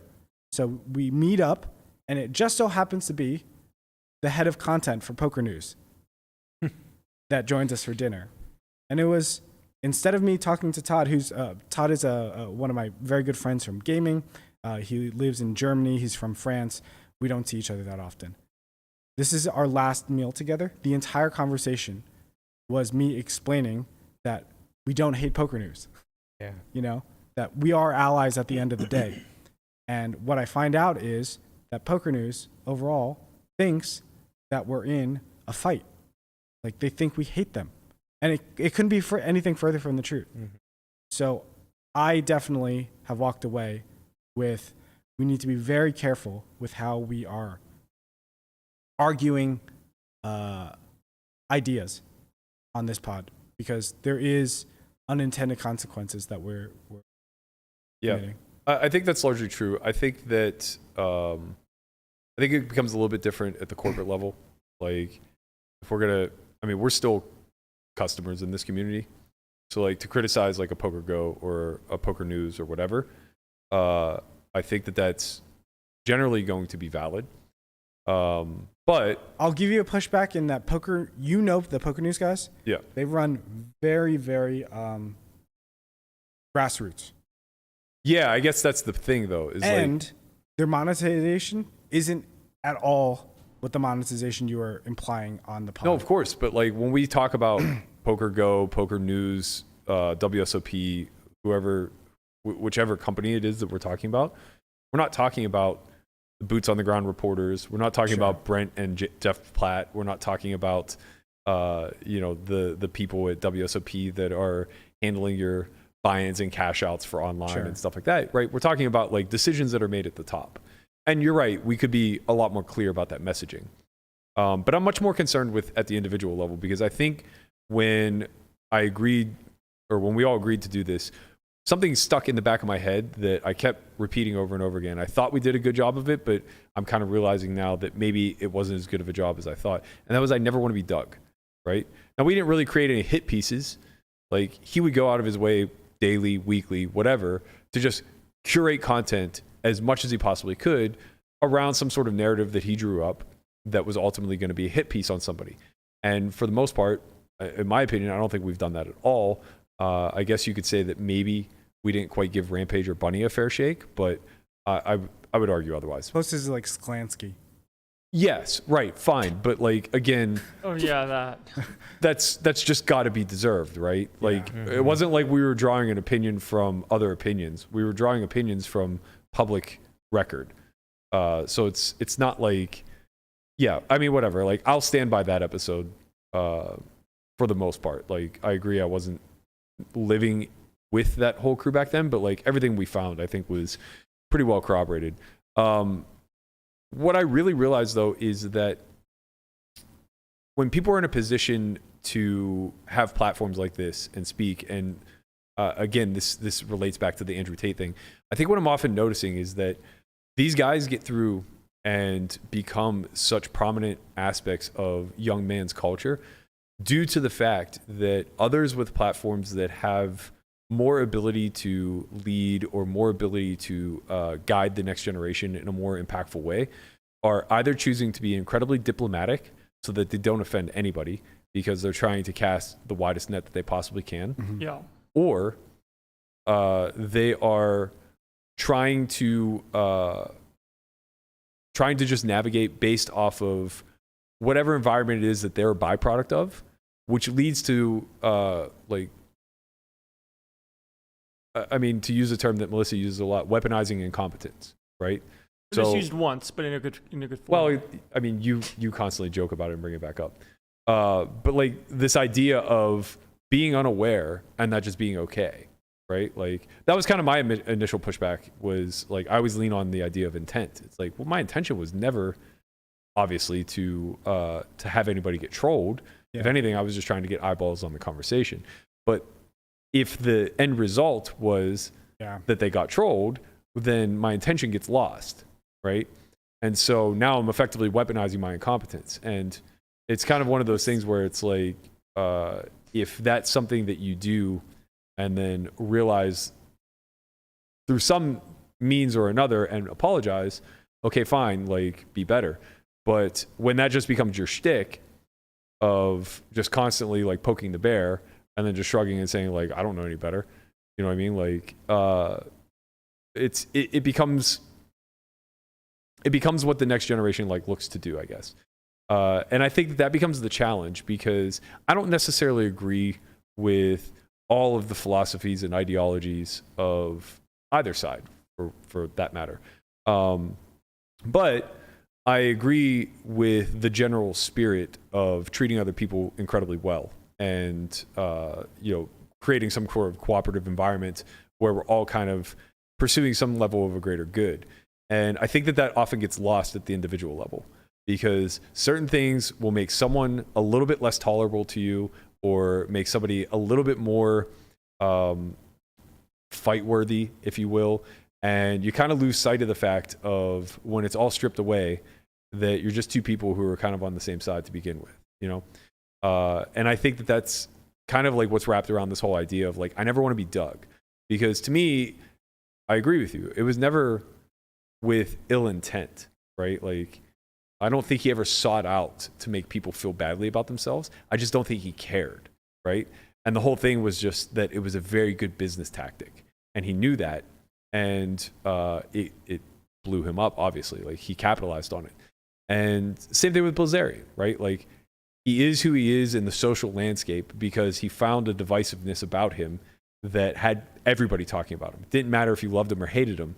Everybody was talking about him, to the point where he now grew a platform so powerful that others really can't compete. And I think that whenever you get into the idea of the content game, or the idea of developing a brand within a space, or whatever the case may be, you look to those successes and you say to yourself, like, okay, what can I take away from that and replicate, but do it in the right sort of way? And it's almost maybe the wrong approach, because the answer is kind of nothing if your goal is to do it in the right sort of way. I agree. Right? Because there's a certain consciousness you need to carry forward that has you at least aware that you're not the only person in the room, you're not the only person in the world, and things of that nature. And I think I've often been guilty of leaning on the fact that, like, we have a pretty eclectic group. And if collectively we don't see anything all that wrong with anything that is being discussed, or the nature in which it's being discussed, then it's probably okay. But the problem is that we, even though are very different from our cultures that we grew up in, our ethnicities, male and female, everything else along the lines, we're also a close-knit group of friends, right? So there is some level of homogeny there, where we have a certain level of tolerance, because we know what we know what, like, the actual purpose behind it is, or we know what each other's intent is, and we give the benefit of the doubt in a way that the public just won't. So I just felt like that was a really important thing to address before we move forward with the next 100, because I don't want to get to a point where we're censoring ourselves. I don't want to get to the point where we become jaded by the judgments. I'm confident we'll still fuck this up. I'm confident that there will still be judgments that take place. And I guess I'm just trying to get to the point where, A, I'm comfortable receiving that level of pushback, and, you know, to that same degree, everybody else in this room kind of like accepts it and just lives with it, or tries to make some corrective course of action thereafter. But then secondarily, I don't want to be the guy who is being overly diplomatic so that I don't offend anybody. And I definitely don't. Go ahead. Sorry, I don't mean to cut you off. I think there is so much content in the world today that our job as content creators should be to cultivate our audience. And that doesn't mean pleasing everybody. It means the way that we are, and the way, if we are acting authentically, we will draw towards us the audience that resonates with us. And there's going to be plenty of people who don't resonate with us, and there's going to be content for them out there somewhere too. Yeah. We can't please everybody. I agree wholeheartedly with you there. The addition I would make to that is, I don't want to stunt our growth in the process. Yeah. And I think when you come in and day out, where literally it's a daily activity for us to scroll through poker Twitter, figure out what's the hot topic of the day. It's a daily activity for us to kind of figure out what bigger picture stories are worth talking about. I think it becomes so easy for that to be the quote unquote work that you're doing, that you actually forget to check in with yourself and make sure that you still believe in certain ideologies and you still have certain values and virtues that you want to carry forward and lead with. I mean, I don't regret anything that we've talked about on this podcast over the last 100 episodes, but there have definitely been times where it's like, okay, these are conversations that I would have late at night with my closest group of friends because we're just on one and it's a funny conversation to have. But that is sort of the nature of today's content. Yeah. It's very raw and unfiltered. Yeah. Which I don't think I've been that way most of my adult life, and I feel myself leaning more into, but I worry that the responsibility that comes with it is probably greater than just turning off the filter, not that I think we're headed in the direction of Alex Jones, but like I see it. So many people think Joe Rogan is like a terrible human being right now. Yeah. And I really do believe that his intent is to make the world a better place. Does he have bad takes? Of course he does. Yeah. But he's trying to make the world a better place. And he uses his platform really terribly sometimes. Yeah. And we're trying to do better than him, but recognize at scale, this shit is going to happen. Yeah, I think this conversation actually, not that I'm in any position to give Joe Rogan advice, but I actually think that this is a conversation that would hit very deeply at home with him because I agree with you. And I think that he stands for a lot of the things that the people who hate him the most also stand for. The problem is he stopped being objective somewhere along the lines. Yes. Right? And he actually started leaning heavily into, I'm going to get a bunch of people that on the surface I don't agree with. And then whenever we're put down to a 2-hour conversation, we're going to find a bunch of common ground. And that's going to demonstrate to everybody how we're not all that far apart and the world's not such a divisive place. But it does the exact opposite. Yeah. It just paints him now as being far more against his own values and virtues than he would otherwise lead on. And, since signing the big deal, he does. I honestly stopped listening to him myself. And I listened to maybe half of his episodes over the first 5 or 6 years. And it's not because I think that something in me has necessarily changed. It's because I think the quality of his content has gone down. I don't think I'm getting the same objective information that I was getting a lot of the time along the way. Yeah, I think or the same experts at least. He's getting a lot of pushback from a certain type of human, and he just disagrees very strongly, and now he's just anti that group. So that's something that I think is a separate conversation, but something that I can understand. What I'm really learning, and I was willfully ignorant to this maybe, but there are a lot of strategies to social media that, unbeknownst to me, people are really studied in. Utilizing that quote tweet as an example, it was kind of presented as this is a form of bullying. And it's a tactic that people use to be divisive. And I'm just like, what do you mean a tactic? What are you talking about? You quote tweet because, you have a message and you want to amplify something. And it's just no. There are subsections of Twitter that are going around and doing this as a means to divide and conquer effectively. It's just yeah, that makes logical sense. Tell me more. And then there's more of this stuff where it's okay, well, we amplify this way or that way and message in a certain way. And, I'm noticing it more as I see people trying to curate their Twitter for monetization purposes. I love Nick Howard, but his Twitter strategy is just the nut low. It's a dumpster Yeah, fire. it's a hot mess. And I notice every day as he keeps the hamster wheel turning and keeping the strategy going, it's well, I see what you're doing. Before it was blind to me. I didn't notice it, right? I was just call it nose blind to the stink.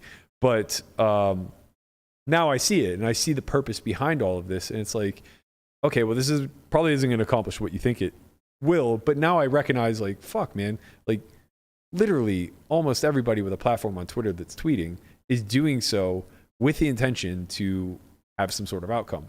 And I hadn't been using it that way. I treated Twitter as a stream of consciousness. I treated it like a blog or a forum where I could engage with others and, try to spread ideas that way. And I think for because of that, like I was also very willing to just like be wrong, like just put out ideas there to get scrutinized and then reevaluate kind of thing. Instead, you're seeing it as like a place to battle. I see. No. I mean, I think that takes place, but like now Melissa told me about engagement farming, and that was just like so eye-opening to me. I'm what? That's a thing? Yeah, of course. It's called like, especially on Twitter, like there's things you can do What's called your like top 5 favorite movies? It's like, okay, we see what you're doing. I can't. I didn't see. That's the stupidest. It's hard. Really? It's called, Even I knew that, and I'm the biggest boomer on this show. I mean, like the top 5 stuff, a thread, right? Like I just thought this was a trendy new thing. Is like you're getting muted by me. I don't want to hear that. Yeah, shit, but. It's called seek tweeting. When you tweet things, seeking engagement, seeking things, and it works. And so many people in poker do this. Yeah, it's so annoying. I follow like a couple like Italian American kind of things on Instagram, and they're so good at it because they'll say like, "What's the best Italian first name?" Right, and then just all through the comments, or like one's good is like, "Do you call it sauce or gravy?" Yeah, right, it's just and a it's way just to get like the they know algorithm they to pick hit them that, what's gonna like trigger like Oh, in see, the Italian, I can see that stuff for what It's it is. just gamified. I mean, they're just getting the algorithm's attention. Right. I can see that stuff for what it is. It's the more nuanced, subtle stuff where it's clear somebody's making either a bad take or a divisive take on purpose. For the sake of I mean, like what Nick Howard's doing is is pure engagement farming. Yes. He knows people will be like, "You're crazy, man," and it doesn't matter because right. It's like I see that for what it is now, but a year ago I would have just been like, "Yo, did you guys see Nick lost his rocker on Twitter?" Yeah. And that would have just been like. I mean, I think there's an element of that too. But Sure. Yeah.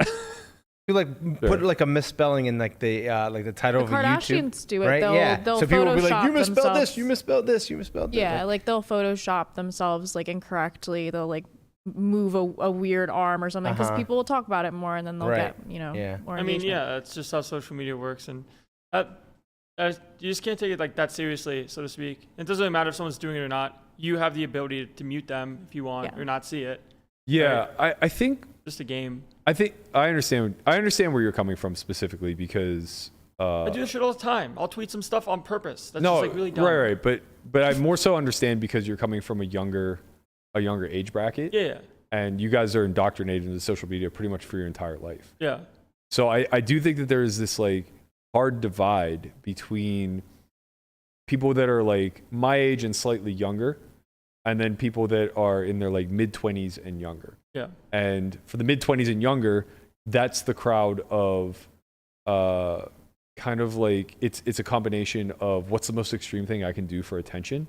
So like kind of attention seeking. Yeah. And then also very much kind of like the I'm going to find an idea, a person, a philosophy, something of that nature, and I'm going to latch to it and amplify it to the I mean, to the I don't fullest. think it always has to be that contrived. Like everything I you're don't think it's describing intentionally just feels contrived. so like contrived. Like to me, I just want to like I want to like put out things that like are me, because then that will attract an audience that is like my people. Like I'm looking for my people. Sure. And that I'm not like trying to like contrive something, and I find that off-putting. Well, you kind of are though, right? Like you're being authentic to yourself, but it is still relatively contrived in the sense that like you're curating content that will hit with your audience.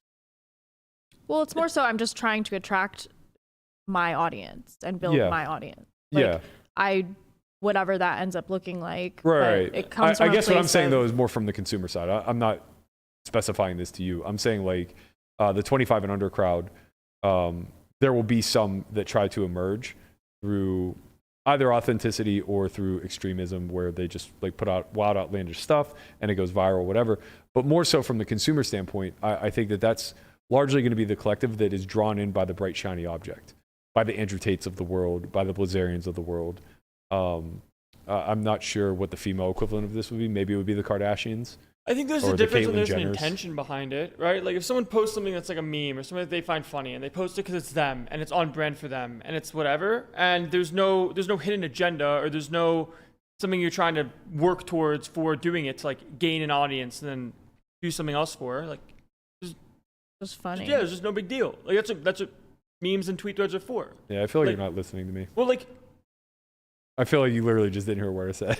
Well, you're just saying that these things are contrived. No, I'm saying I was saying that what he's describing sounds very contrived, and I don't think that that's how it is across the board. I'm saying people with platforms are certainly contriving strategies, like people who have a large following.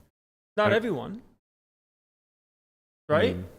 Like you have a large following, and you're not moving your audience towards a certain way. I mean, I will now that I'm more aware of it. I'll certainly be more conscious of how I tweet, what messaging I put out there, because I understand that like this is what Twitter is. It's a platform full of these strategies. Is that what you want to do? Is that what you think that you have to do in order to gain more? It doesn't matter because it's not going to change the authenticity of the message. It's just going to change the framing of the message. As you're going to word things differently, yeah, or you're going to try to do things to get more. The reason why I'm thought of as the wordy guy is because I wrote the way I speak, and without inflection, without context, without proper punctuation, it comes off as somebody who is looking at a thesaurus and trying to find synonyms for simpler words. Right.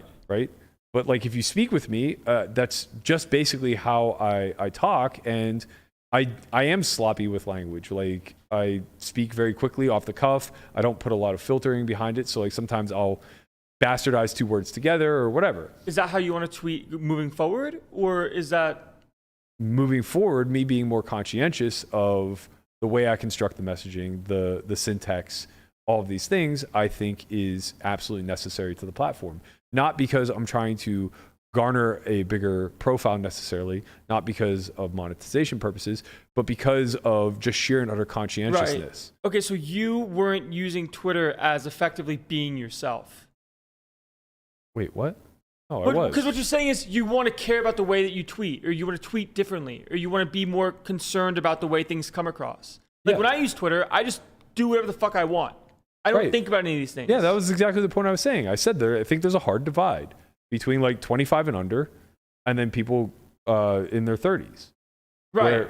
I'm saying that when I use Twitter as my own thing. Yes. As me as a person. Yeah, You're saying you do not do that.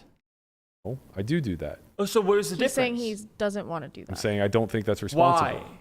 Because I think it's irresponsible whenever you are an adult man with 30,000 followers. They follow you because they like you. It's an asymmetric platform now. If he goes and talks with literally anybody, he has a megaphone and they have to whisper. So any single, whether it's a good argument or a bad argument, he drowns out whoever he's talking to, and he'll have people that rally with him if he has a good argument or a bad argument. Right, and it doesn't matter. You're just going to ratio someone. So now he has this power that they can never. They'll walk away feeling bad. And the last thing you want is for people not to be critical of you for fear of being ratioed or being silenced because you're wielding your audience against them. I mean, Doug did this. Like, I purposefully never clapped back for years. Okay. Because he had a bigger megaphone. I mean, LeMan has been around since the beginning. I can't tell you how many times I've said it's not worth responding to the guy who has the bigger megaphone. Mm-hmm. Is that just empirically true, or is that just how you feel? It's just empirically true. Okay. Right? It's similar to the example that Andre gave with Run It Up. Right? Yeah. They were doing something very comparable with 1/3 the audience. And they would just get inundated by people who were trying to end them. I think you tried to you were making some sort of argument with Mercier back in the day. You had probably had under 5,000 followers or something. He had and he said something that's great. That's gonna go out to your 3,000 followers or something like that. Yeah. It was similar. So that's another thing that I've become hyper aware of. I see what you're saying. Is people who are clout chasing that will try to engagement farm you. And I've fallen victim to this a million times too. They'll bait you into responding to get more traction on their own shit. Yeah. And it's obviously easy to drown out the people with eggs as avatars, and it's easy to drown out people that come with something really stupid that isn't worth responding to. Yeah. It's the person who has, 1,200 followers that says something pseudo intelligent but is dead wrong, just setting you up for you to dunk on them. Yeah. Only to realize that like this is now going to turn into a 15-part tweet thread. Yeah, and it's exactly what they wanted. Right. I think every single thread that Dom, Nietzsche, and myself have ever engaged with each other on has originated that way, where it was a thread that was started by somebody who was effectively a nobody that reaped all of the benefits of me and Dom just arguing back and forth when neither one of us were originally in the thread. What's the benefit besides just engagement on their own things? Because it's not like somebody's Twitter presence is going to skyrocket because of one interaction between you and Dom Nietzsche. But you can do this They at do it scale. enough times. Yeah. How do you think we They all build a develop? following. I don't mean to. No, this is gonna sound more narcissistic than it's meant to. But how do you think you got to 25,000 followers so fast? Well, Reply guy. I just got lucky, and I worked with Joey, and I worked with people that had a bigger platform than I did. Yeah, but your reply guy game name was those people. strong. What? Start to name those people. People that had a bigger following than I did. Yeah, they're in this room. Yeah. Me, Joey, Schulman, Right. people that you're interacting on the regular who had 5 times your following are amplifying you, right? You become the reply guy who suddenly becomes the guy. It's the same thing with me. I got my following from being friends with Mercier, Dan O'Brien, and a bunch of other guys who had much more of a following than I did. Well, I mean, yes, this is true. And then it comes with for the sense of like doing more of effective content creation. Because if I just only did the quote unquote reply guy speech, I don't get the 25K. I don't get the 25K without doing podcasts with Joey. I don't get the 25K without doing commentary with Joey. I don't get the 25K without doing podcasts here with you. I think you're too focused on the micro. Like, the point is, it can only go so much, right? Name another quote unquote reply guy that you know that you would think is strictly reply guy that has, call it, over 10K followers on Twitter from poker Twitter.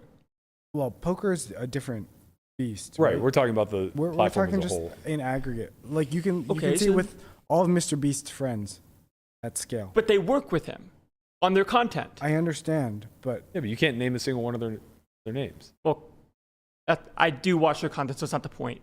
But anyways, my point is, it's different than them just replying them on Twitter, right? They do effective other work outside of that kind of builds their own platform under the umbrella of his. Because if they just only talk to him on Twitter, they don't get the X million, right? If he replies to them, they do. Sometimes you go from like, call it 1K to 10K or 1K to 50 or whatever. But you these know guys how have millions themselves. But see, this is the thing. Like that's it's so easy for you to overlook because that just happened overnight for you. Do you know how hard it is to get 1,000 followers on Twitter? It's very hard. Okay, listen, while we're on that subject, I have 997 followers. the I'm gonna need tortoise. 3 people to follow me, or I'm gonna have to just start replying to everything Berkey says, and I don't want to do that. Yeah. If All you right? interacted So- with me more, we'd get you to 2,000 overnight. Honestly, literally every time you like quote tweet me or something like that, I get like 50 to 100 followers. But yeah, it is very hard to get to 1,000. I've been on Twitter since, I don't tweet a lot, right? So obviously that's part of it, but I've been on Twitter since 2012 or 13. I have 997. It also just depends on how much effective, like how much you kind of do or care about it in the first place. Because if you don't tweet and if you're just around quote unquote reply guying, it's not like you're gonna go very far in that regard. You just won't. I think you're projecting There's a lot little of people bit, that but reply it's to not- Joey. There's a lot of people that reply to you. Sure. I think you're projecting a little bit, but it doesn't really matter. It's not that important. We're not trying to invalidate your process. I'm not invalidating myself, and I'm not talking about my process of Thanks, how I Daniel. got to 25K. I don't care about that. 998. Oh yeah. It's Danielle, our former past I thought academy. you meant Yee. I was gonna say how offensive. No, Danielle Strike. Oh, Very if Yee hasn't followed me, 999. We're almost there. That's the bullshit. Yeah. But it's just We like, did it. See? You see how easy that is? You have a podcast. You say It is. follow me on Twitter. Thank you. Just like that. BR like 7.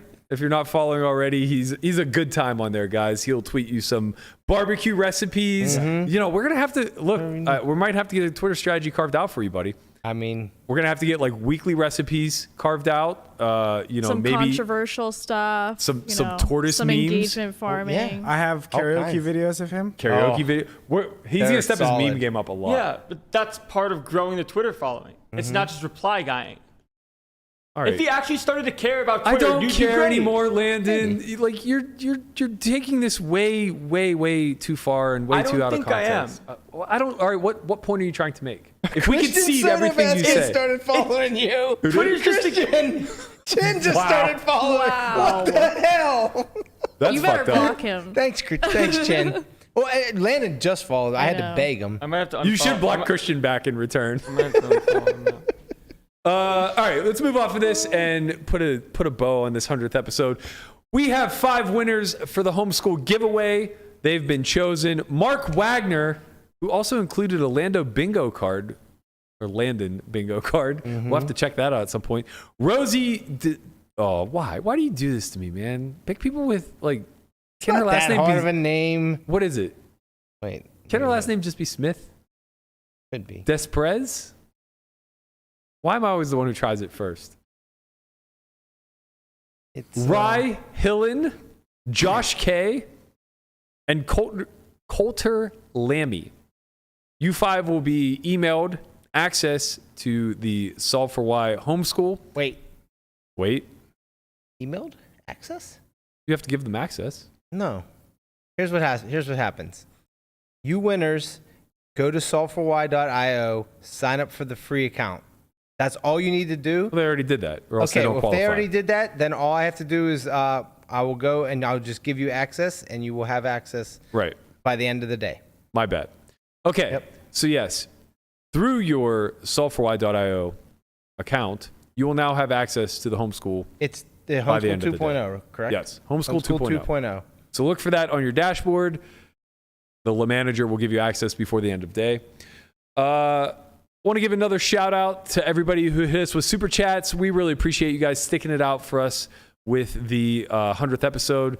Shout out to Nick Vertucci in the channel. Congratulations on launching the new When's pod. the Only Friends Hustler stream?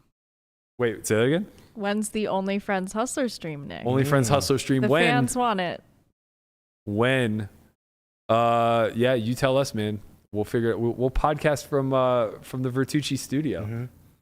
Well, We're just gonna let's cover. talk about the Only Friends stream first. He's and going to then make we'll me talk call about it. sauce gravy first, though. No, that'll never happen. Yeah, can't That's do it. the most ridiculous thing.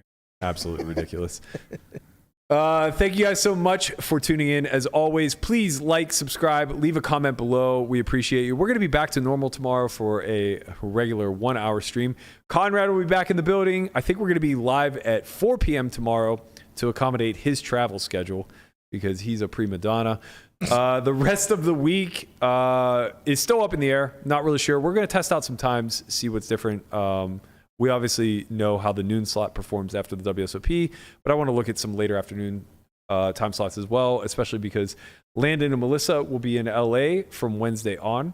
So at a minimum, it'll be me, Brian, and Conrad So if for you this guys week. know any celebrities you want to set me up with, I can clear my schedule. We need to get you on that dating. Maybe app. Bradley Cooper. Bradley might be around. I'll be around. Ryan talk to them. Gosling, I'll I'll talk to be around. I got you. No. You're out after today?